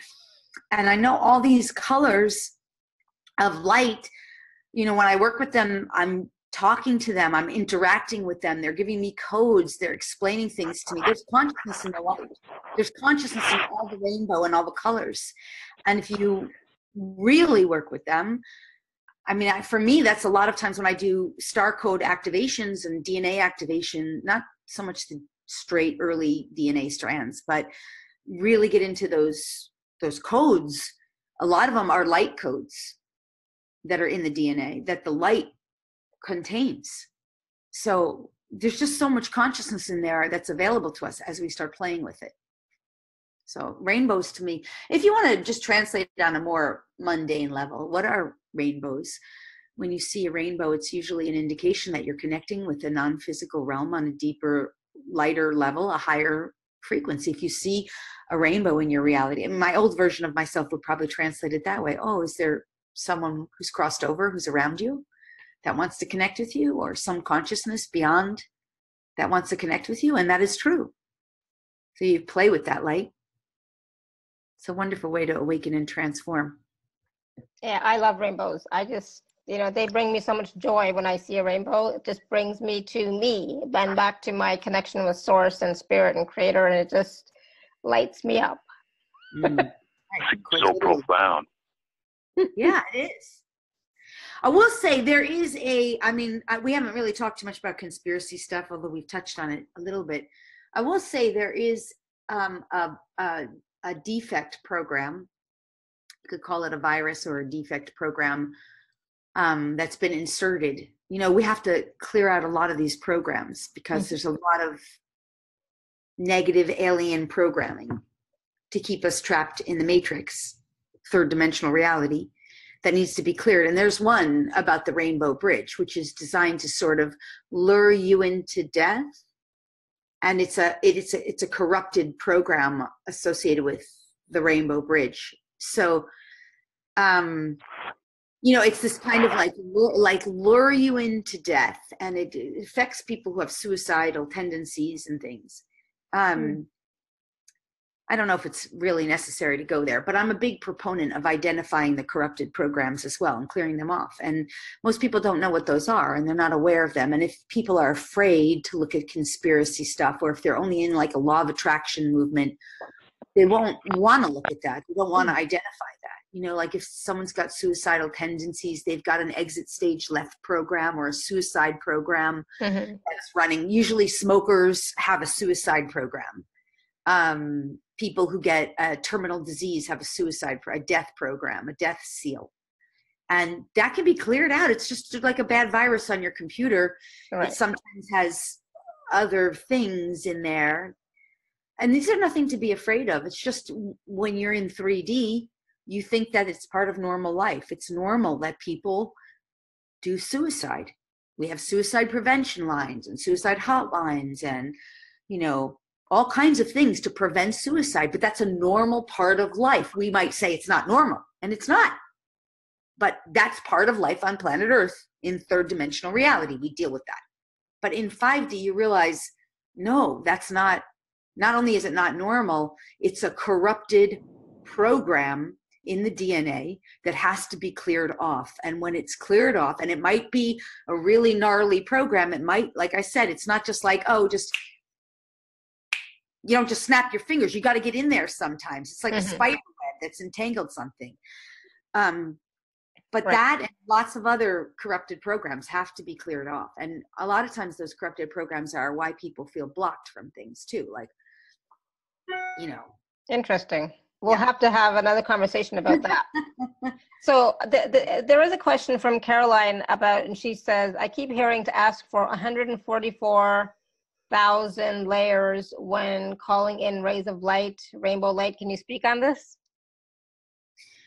Well, I mean, 144 is a really big buzz number in the spiritual community, and it's very significant in the sense that it's a number that's a code that helps us away. It's a code. It's codes of awakening. It also kind of signifies people in sacred numerology. Some people refer to the DNA as having 144 strands, which is true, even though some people believe it's more than that. And it depends on your unique coding, because the more you're here to do, typically the more coding you have. So 144 is relevant in that sense. 144 is really significant in terms of lining up the Vesica Pisces, which is a core pillar along your spinal cord, right? That connects from the brain to the spinal cord, to the base of the spine. And when we're working with the number 144, we could be working with that to line up. So there's untold ways to work with 144. 144 strands of DNA, 144 in sacred numerology, 144 as it relates to the codes in your DNA, as it relates to the spinal cord and your pillars along your spinal cord and your Vesica Pisces. It means a lot of things, but at least that's some of what it means. And I hope that makes sense. Awesome. Thank you. And so, and Lynn was asking, this is a different Lynn. Lynn was asking, how do we know if we have a death program and clear it before it starts to show up physically? Well, first of all, everybody has a death program. Everybody has it because in the physical reality, it's considered normal to die, and it's considered inevitable to die. And so everybody has it. A suicide program, which is what I think she probably means, is you know when someone has it because they either have suicidal tendencies or they get a terminal disease that typically, even the terminal disease, they won't seek any sort of help outside of mainstream Western medicine, because mainstream Western medicine for terminal programs always leads to death. It really doesn't lead to, for the most part, it doesn't lead to healing. Western medicine has been hijacked. This is conspiracy stuff, but conspiracy is not a theory. Western medicine has been hijacked by the negative alien agenda to usurp the energy and life out of those beings, because the reptilian ancestors believe that they are disconnected from their source. They don't know how to, they're not in 5D yet, so they don't know how to replenish their own energy. So they're feeding off the energy and the life force and the suffering of those who are in 3D. They use the Western medical system they've hijacked it, and they've hijacked the schooling system. So I'm not suggesting that Western medicine's all bad, nor am I saying that doctors are bad. In fact, if I broke my leg, I would go to a doctor, though I won't break my leg because I understand what's at the root cause of breaking a leg. So you don't have to break your leg. You transcend that stuff. My point that I'm making, because I hope I didn't get too distracted, is how do you know if you have it? If you have a suicidal program, for example, you might go, let's say you have terminal cancer, and the only thing you do is go to a Western doctor, and this particular Western doctor tells you you have to do radiation and chemo which will ultimately kill you. That's a suicide program. But a person who develops a terminal cancer who says, you know, I'm going to go to the doctors, I'm going to use that, but I'm also going to use spiritual healing. I'm also going to use meditation. I'm also going to go to this nutritionist. Okay, they might have a suicide program that's running, but somehow they're transcending it. And maybe some healer can identify it and clear it. You understand? So this is a complicated topic.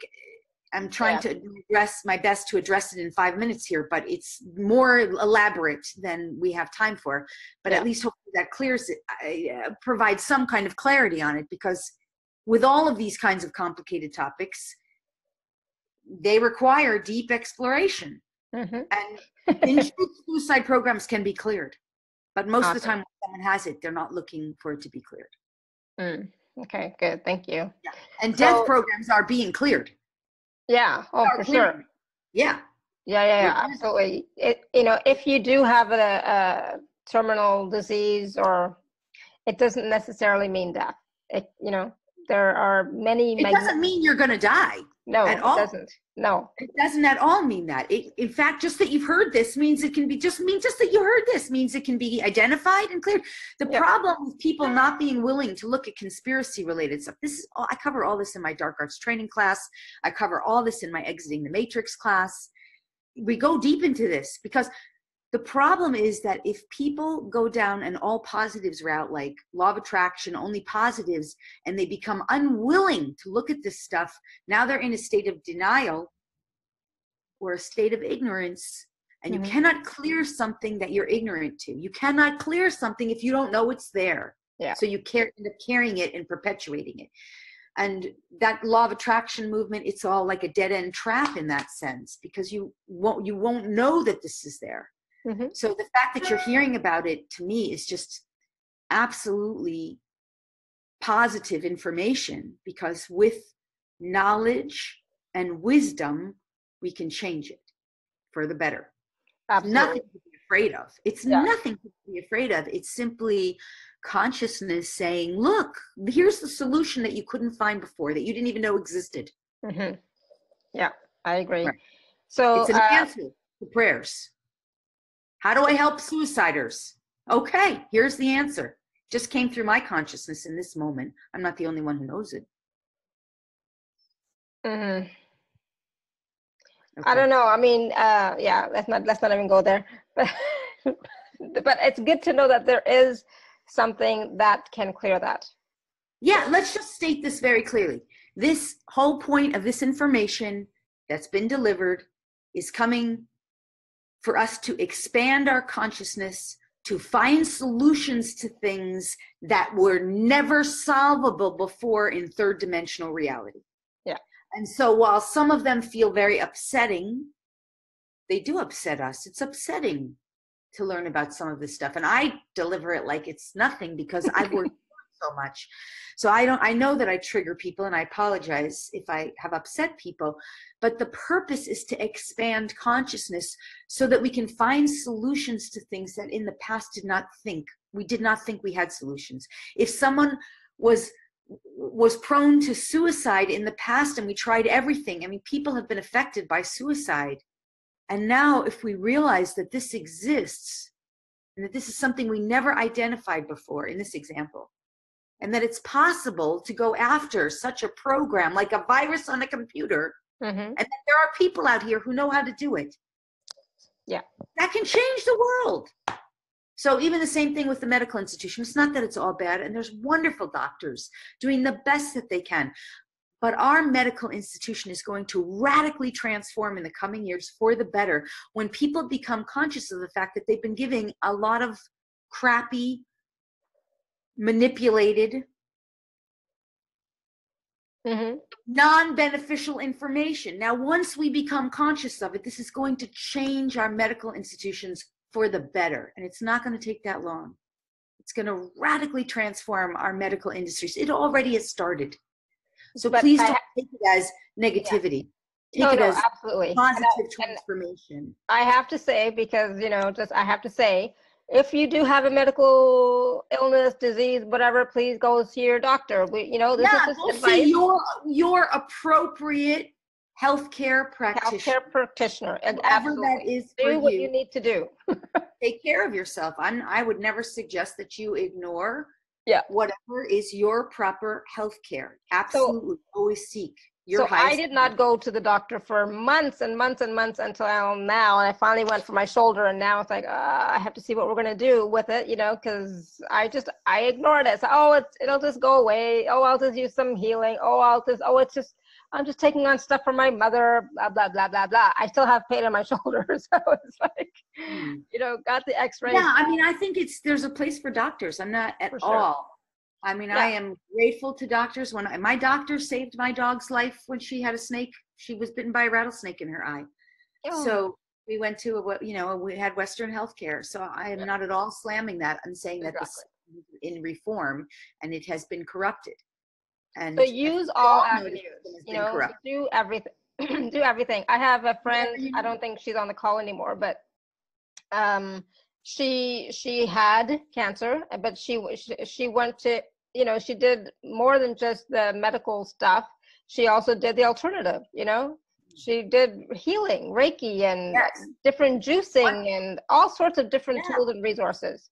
And that's holistic care. Yeah, she holistic care. Every level. Absolutely. And so do what works for you. Okay. So, wow. I mean, let's look at the package. Yeah, let's look at the package, and then I wanted to do, Lori, after that, if we can. I just wanted to do some activations if possible. Yeah, we'll do some kind of soul reclaiming or something. Yeah, that'll be Marsha. I was talking about you. I didn't want to say your name. Marsha's saying, "Are you referring to me?" It's like, yes, I was, but I didn't want to actually say your name out loud. Okay, so let's go. If you're on the live page, you can just click on special offer. Most of you are on the live page. If you're not, if you're on the email, just click on the email link. Yeah, and so one thing I want to point out is that when you click on the link, whether it's in the email or from the website, you're going to have to use a code to purchase. Okay, so Lori's going to talk about the package, and then the code is Awaken Now. Right, Lori? And NOW is capital. The A is capital and NOW is capital. So Awaken Now, one word. Yeah, so the code is there on the button on the live page. The code is also there on the button in the email. So you can't miss it, but just don't forget it. What's the link address that you gave them? Did you give them the link I gave you, or did you? It's hold on. I redirected it, right? But right now it'll, it's still lorispagna.com/membership. Okay. All right. So basically what this is it's an annual membership. There is well over, it's so much over. I should count up the hours of well over 100 hours of videos, audios, PDF ebooks, and even a full course on the secret energy of money and the spiritual laws of wealth, because light workers have such a big issue with that area. This full year membership has hundreds of hours, really. Hundreds of hours. It's way more than 100 of energy clearing, of meditations, of, classes and tutorials, of workshops, seminars, including things for people and animals, including topics of the Akashic records, topics of animal communication and telepathy, topics of energy, topics of DNA activations, topics of the crystals and the crystalline grid. By the way, do you know why fracking exists? Why? Because fracking is designed to upset the crystalline grid. It's not at all about gas. So they're trying to upset, they can't do anything to upset it. There's a grid, right? And there's a new grid that holds up all of the frequencies, and it gets charged by source and the Son of God, activating that grid. So fracking is designed to upset the grid so that people don't wake up and tune into this 5D grid. Nonetheless, okay.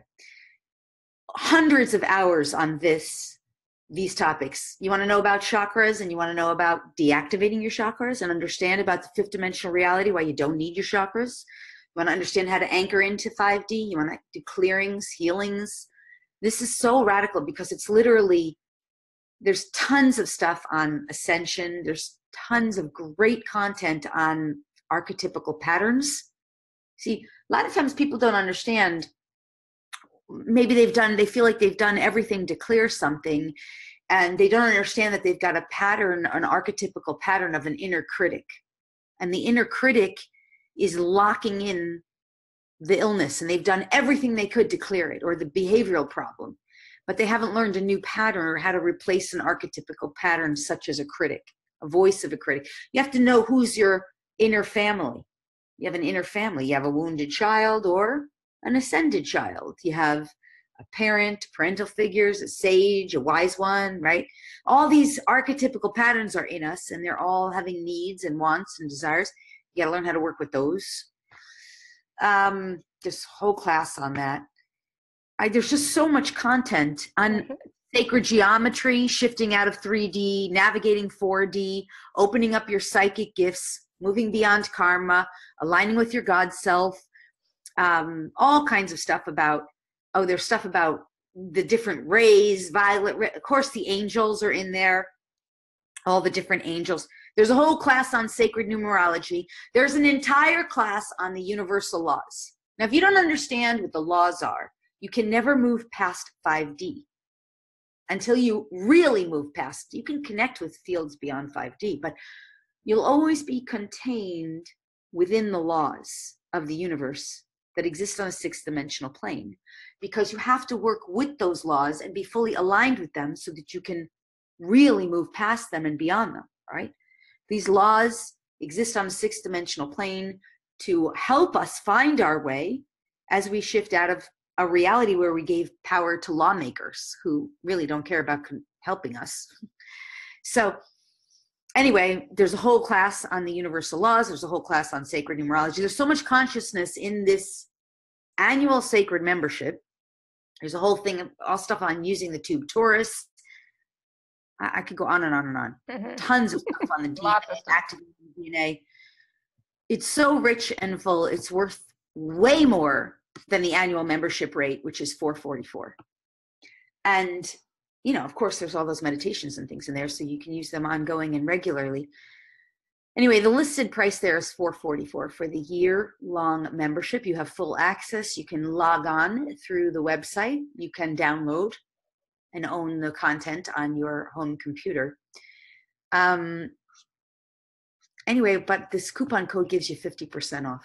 50 freaking % off. It's just, it's a lifetime of learning and healing in here. Oh yeah. I'm amazed that I charge so little, actually. There's so much information. Tons of stuff on the ET races. You want to know about the star families? There's classes all about the star families. And exactly.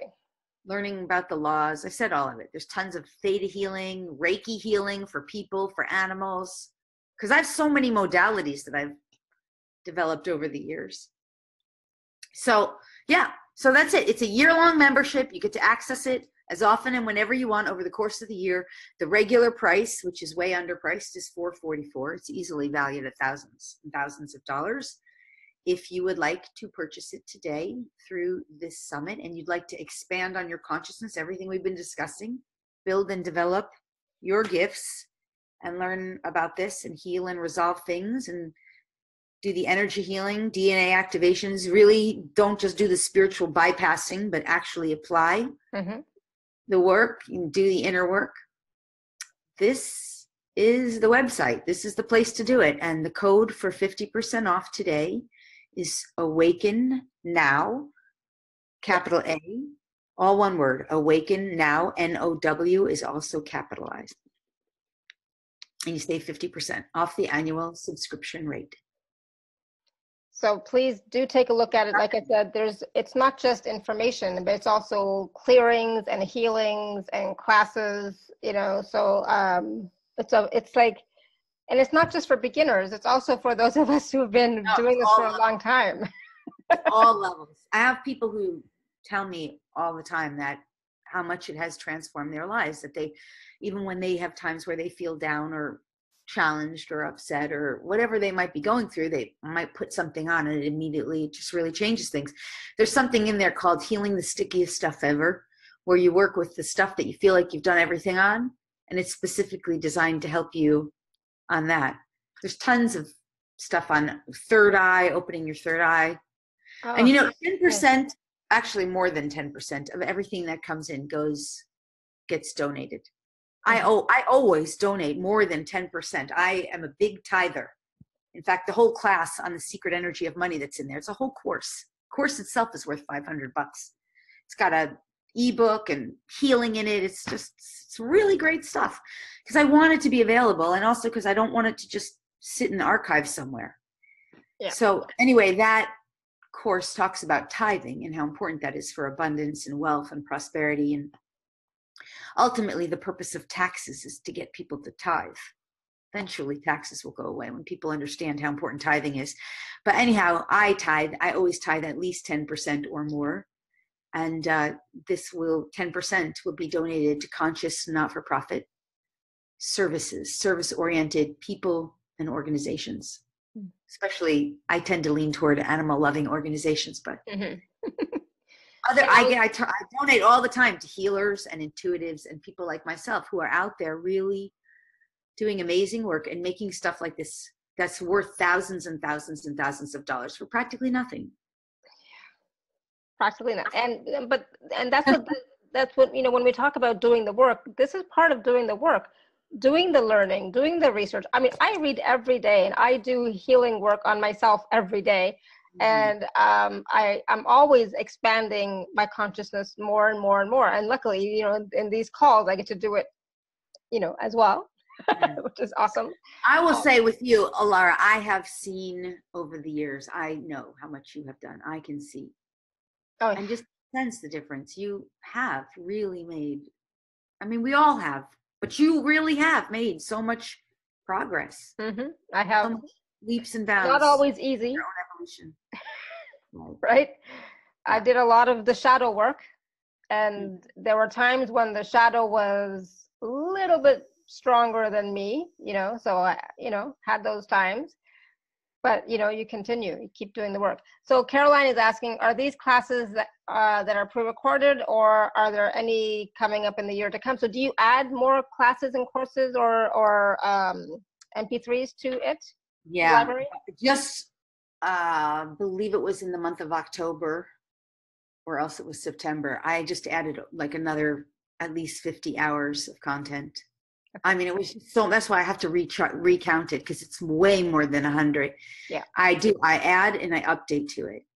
And the next thing I'm going to be adding, I mean, I just added new stuff, so there's tons of new stuff in there. But what I want to be adding in next is some more meditations.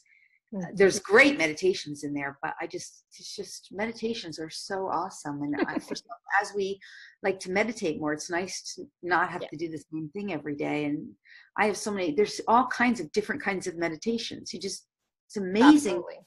They all do different kinds of things. And sometimes, I mean, I'm a kind of person, I take my Fridays off, and I could do like a 3-hour meditation on a Friday and still at the end of 3 or even more hours feel like I could keep going, but I want to get on with other things in life. But it's nice to have all different kinds, because sometimes you want an hour long, and sometimes you want 15 minutes, and sometimes you have to do sometimes you want to focus on some area. Sometimes you want to do something else. It's just all kinds of great meditation. So I want to add more. But I love meditations. I love the guided meditations myself. I mean, that's what I do constantly in my own programs as well. We do journeys and processes and guided meditations. I love that. Whereas when I was first starting out on this path long time ago, I didn't like guided. I was like into the total silence, just leave me be, zen, total silence, total darkness, total everything. Now I love doing guided meditations. Right. It's just so interesting how we evolve, right? Yeah, you just shift. And it's nice when you have like a choice. Like sometimes I want to do this. Sometimes I mean, there's some forgiveness ones in there that are just really nice. But, you know, there's some people who have gotten really far along on their journey, feel like they have nothing left to forgive. And to them, I say, really? Maybe you need to forgive planet Saturn for some of this crap it's pulling on people. Did you ever think about forgiving a planet? Like, I mean, I've done so much forgiveness. This summer, I did my own forgiveness meditations with TSA. I mean, yeah, you know, there's all kinds of, but anyway, sometimes you don't feel like you have anything to forgive. You want to just work with crystals. I want to do a whole new meditation with the crystals, because that's my thing. I do these sacred journeys to Arkansas. We go dig with the crystals. We're connecting with the crystals. We're working with the crystalline grid. We're using what's that? Nice. I didn't know that. Yeah. Oh my God. We had so much fun last time. And next time it's going to be even better, because I did learn from the first one. Yeah. Like, for example, I didn't teach etiquette on that first one, and people do want that. So, you know, there's just a lot of things. Well, anyway, I want to do a crystal meditation in that. I'm going to add, so awesome. It's a great membership, and it is always evolving and updating, just like consciousness is. And because I'm doing so much work, and I love it. And I think sometimes I do stuff, I'm like, this is so good, I got to put it in the membership.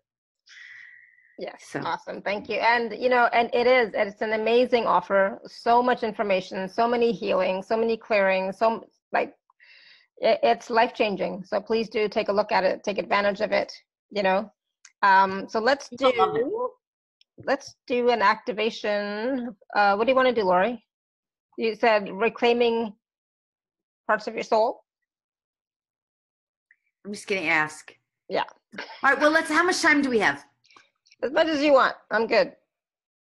All right. Well, normally I'd be done by now, but you know, my butt. I don't want to go too much longer, but let's at least go for a good 10 minutes at least. Yeah. 10, it might end up being longer than that. So let's just, for everyone who wants to participate, understand it always serves you best if you actively participate. If you passively participate, it just not as good, right? Whenever we're 100% involved. So if you want to participate, this is entirely based on free will choice. And if you do, you want to start breathing, you know, stop what you're doing. This is not a time, if you want to receive the full benefits, to be multitasking. So stop what you're doing, assuming that you're able to, and allow yourself to start connecting in with the heart center. So what does that mean? Start to take some really deep, rich, full breaths. Allow the breath, start to recognize that the true breath, the deep breath, are initiated in the belly. So the belly starts to expand, the chest opens up, and then the throat expands, and suddenly the nose is engaged as it pulls in breath. And begin to identify this breath as the breath of love, and that this breath is expanding in and through you as you breathe it in. And you're allowing this breath of love to open up all aspects of your physicality. So you're relaxing into the breath of love. And as you're breathing this breath of love, of course, your eyes will close comfortably for you whenever you're ready, as you're ready. And you start to let your mind and all your consciousness drop into the heart. So you're hearing my throat, my voice. You're breathing this breath of love. And you start to notice you can drop down all your thoughts, all your thinking, all aspects of you into your heart in as little as 10 seconds, just a few seconds. It's like 10, 9, 8, 7, 6, 5, 4, 3. By the time I reach 1, just drop all into the heart. Feel every aspect of you drop into your heart. In the core of your heart, in the depth of your heart, in the deepest resource of your heart, in there, all of your consciousness resides. Everywhere else it resides too, but just let yourself drop into that heart so that everything you're hearing, feeling, sensing, now you just keep dropping into the heart. So you dropped so deep into your heart. If any part of you starts to feel like you're coming out of your heart, just drop back down into the heart. Breathe some more love in there. Deep, deep down into the center of your heart. Now we're going to work with some sacred numbers today. This is what Source is saying. We're going to connect up the core pillar of your body and being. So as you're dropping into your heart, As you're breathing this love into your heart, let's just start to drop down now. Feel yourself dropping deeper and deeper into your heart, no matter what I say. In the core of your being, the core of the center of your being, in the core of your heart, we're going to line this core of your being up with all of your major chakra centers, energy centers, which really you don't need your chakras in 5D, but let's just line you up perfectly, right? So base is lined up with the reproductive center, lined up with the belly center, lined up with the core of your being and the core of your heart, lined up with your throat center, lined up with your brain center, lined up with the top of your crown. There's no way to do this wrong. You're just simply dropping into your heart center. And as you do, and as I am speaking it, Divine Source, Creator God is allowing for it as you participate and give consent. Giving consent is as simple as breathing in love and saying, yes, thank you in your mind and dropping deeper into the core of your heart. So all of these core of your energy centers, base of your buttocks, reproductive center, belly center, heart center, throat center, center of your brain, top of your brain, now all lined up in perfect alignment with the core of your heart, the core of your being.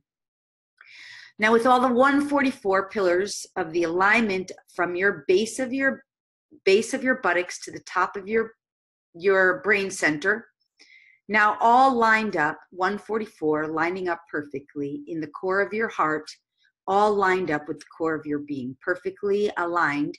Nothing for you to do, just drop into the core of your heart, take a breath and say, yes, thank you, if you're willing to receive it. Yes, thank you, or yes, please. That's all you need to do. Good. Now taking it to the next level, the core of your heart, the core of your being, lining up perfectly, all of your energy centers lined up perfectly, and all 144 of the pillars of your spinal cord lined up perfectly now. Next, lining up with the center of the solar system.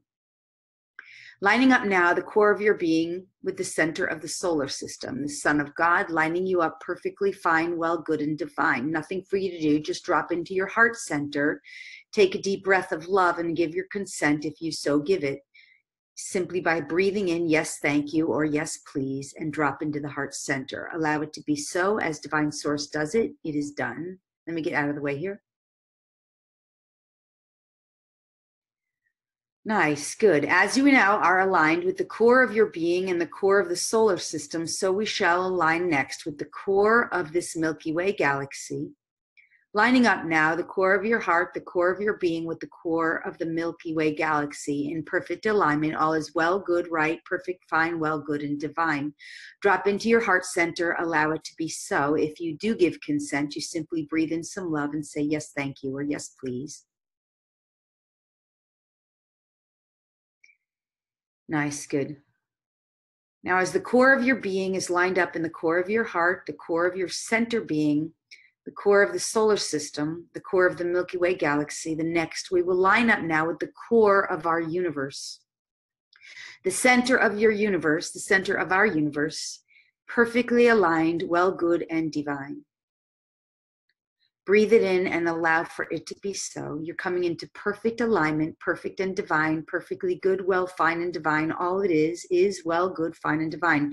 Drop down into your heart center. If you give your consent, breathe, receive, and allow. You simply say, yes, thank you, and then drop deeper into your heart, the core of your heart. Trust and allow and know. In the core of your heart, all there is pure perfection. Nice. Center of your universe now perfectly aligned with the core of your heart and the core of your being. Now lining up with the center of the omniverse. If you're willing to allow it, make it so. You simply breathe, receive, and allow. Breathe in some love. And the core of your being is now coming into perfect and divine alignment with the center of the omniverse. The omniverse is lining up, aligned with you, perfectly fine, well, good, and divine. Drop into the heart center. Allow it to be so. This includes the multiverses that exist within the omniverse. As you breathe and allow, give consent, it is done.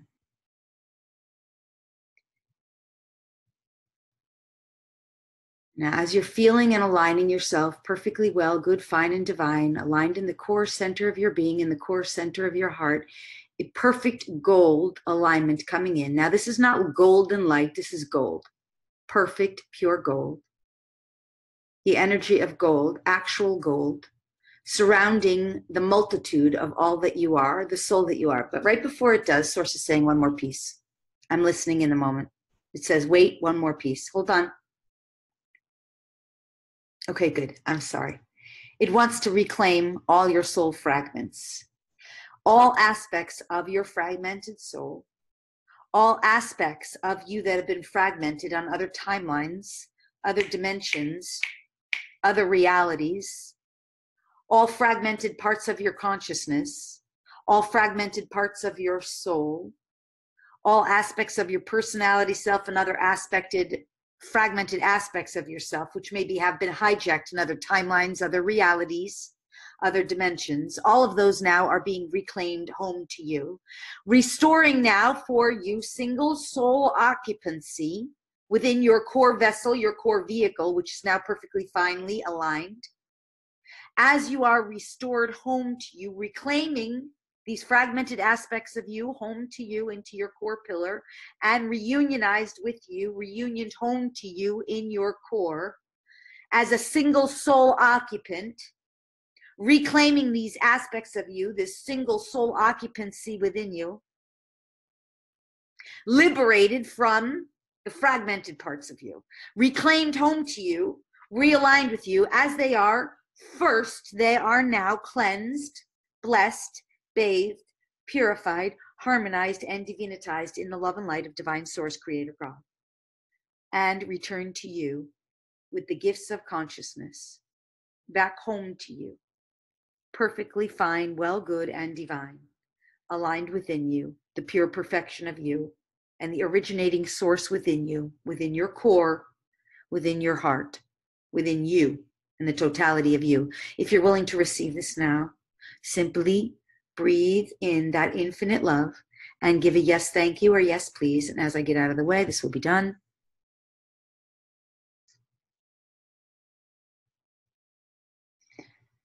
Yes.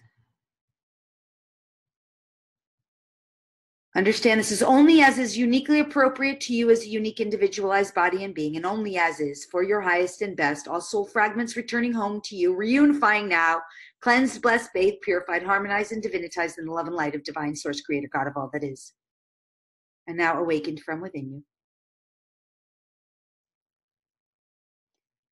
Your consent, breathe, receive, allow. Thank you. This is done. Now we put the gold around. There's nothing for you to see or perceive. It's just done by the creator of all that is. Perfect, pure gold, the alchemy containing within you. As it is, containing you, containing all of your essence that has now been returned to you and reawakened from within you. This perfect, pure gold is holding you, the totality of your body and being, within this perfect, pure gold. Surrounding this perfect, pure gold, this perfect, pure platinum. Perfect, pure platinum, not light, pure, perfect platinum, containing your entire morphogenetic field within it, the totality of you, perfectly aligned, perfectly well, good, fine, and divine, and restored to your original sovereign being, your original single soul occupancy, the soul of you in your core being. This platinum is now surrounded by perfect, pure, crystalline energy. The Christ consciousness and the crystalline being within you is contained within this. It is perfect, pure structure of perfection. Breathe, allow, and consent. As you do, you simply say, yes, thank you, or yes, please.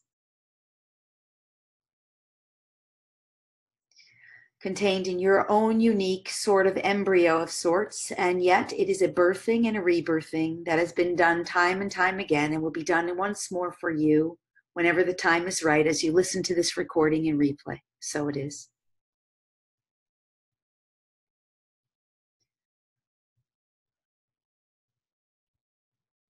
Good, nice, beautiful. Now, just before you come out of this meditation, this healing, whatever we call it, however we define it, one last piece to remember, and that is this. The essence of who you are can never leave you, can never be taken from you, and can never be transported from within you. It can simply be awakened from within you, where it has been all along and where it always shall be. So in any moment, whenever you may feel or perceive that you might have lost something, remember the core of you is always within you. And all you need to do is reclaim it and reunify with it, because it's been there all along and it always will be there. Always eternal, forever waiting for you, always available to you. It will never be taken from you and it'll never leave you. It's there, and it has been all along. As you reawaken and reemerge and begin to open your eyes and reclaim your physical form, totally physically alive and well, know this: no one has combined energies with you. You have simply reclaimed that which was within you all along, and restored yourself perfectly in this perfection of your own unique form. Know this to be so, as it is so, and so it is done. Nice.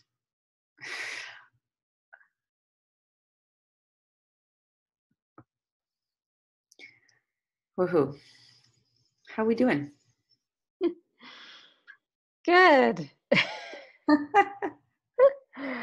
I feel good. How's everyone doing? I feel really good. Like 12 hours of sleep. Me too. I know. I feel so energized and but relaxed, like not tired, but yeah, it was great. It was wonderful. Peaceful. And buzzing.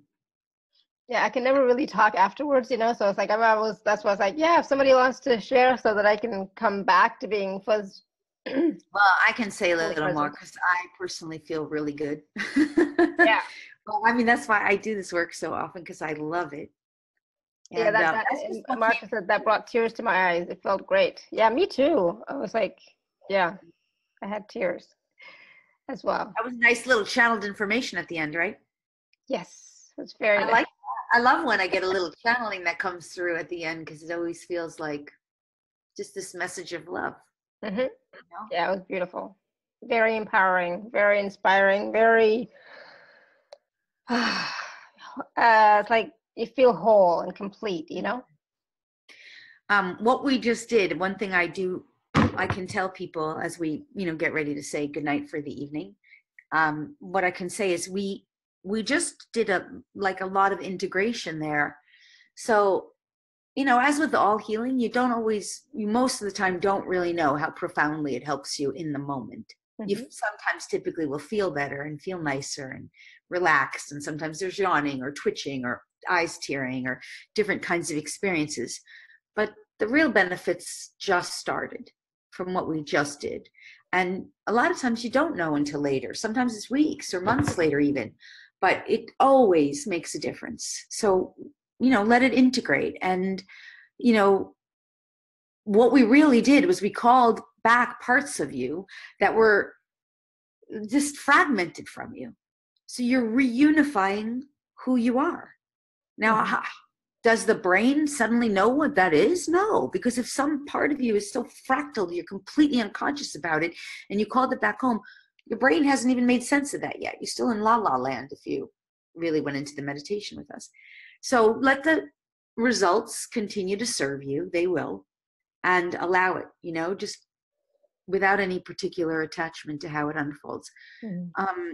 But what I would recommend, and you've probably heard this a gazillion times before, please do drink water, rest, be gentle, and completely eliminate toxic television, including war, fighting, and brainwashing on the news from your repertoire. That should not be, in my opinion, not ever taken in. I don't think there's any need for it anymore. Even when people say they look at it and they're doing healing on it, really your higher consciousness knows exactly what you need to heal without having to put toxic stuff into you. Mm. So I would eliminate that completely, especially on nights like this, because that was actually a big thing we did. So sleep on it, drink lots of water, give gratitude, let it work for you. And other than that, I think it's time for us to bring close. Yeah. I will say, if you want more of that, there's lots more of that in the membership. And you will, if you liked that, there's that and so much more. Just exactly. If you like that, that was just a taste, like 10 minutes, maybe, I don't even know, but there's so much more in the package. So please do take a look at it, and especially get it at the 50% off price. So use the code. Don't forget to use the code. Awaken now. And yeah, it was awesome. Thank you so much, Lori. And it's not just the meditation that we did, just this whole conversation. I'm sure it has expanded the consciousness of everyone, you know, and that's what, you know, my work is all about. It's like, how can we inspire you and empower you to transform your life and transform your consciousness, you know, for yourself and for the planet and for all of humanity. So that was, yeah, a lot of information, a lot of different things that we talked about. Some may be new to you, some were new to me. So you might have to go back and watch it again or listen to it again. I'm so glad you said some of it was new to you, because that makes, you know, listen, this is the thing. It's really true. What I'm offering is a range of frequency. So even if the left brain can't make logical sense of it in the moment, or it's new, or it was like too much, or, because for sometimes it is, it's like, and I know it happened a couple times on this call, because I kind of heard it like, okay, they fogged out on that. I get it, because I'm like sort of semi-channeling information here. I go off on my tangent and my brain steps out too. So, you know, most of that's all semi-channeling, because it's coming through me, but it's not my logical brain analyzing, speaking it, you know, in a logical left linear way. But the point is, you're getting a range of information that you're attuning to. So even if you feel like you don't understand it, you will attune to it, especially if you listen to it in replay. And a lot of times people tell me they have to listen to my stuff more than once. I've listened to sometimes things where I was like, wow, I got to listen to that again. That's new to me.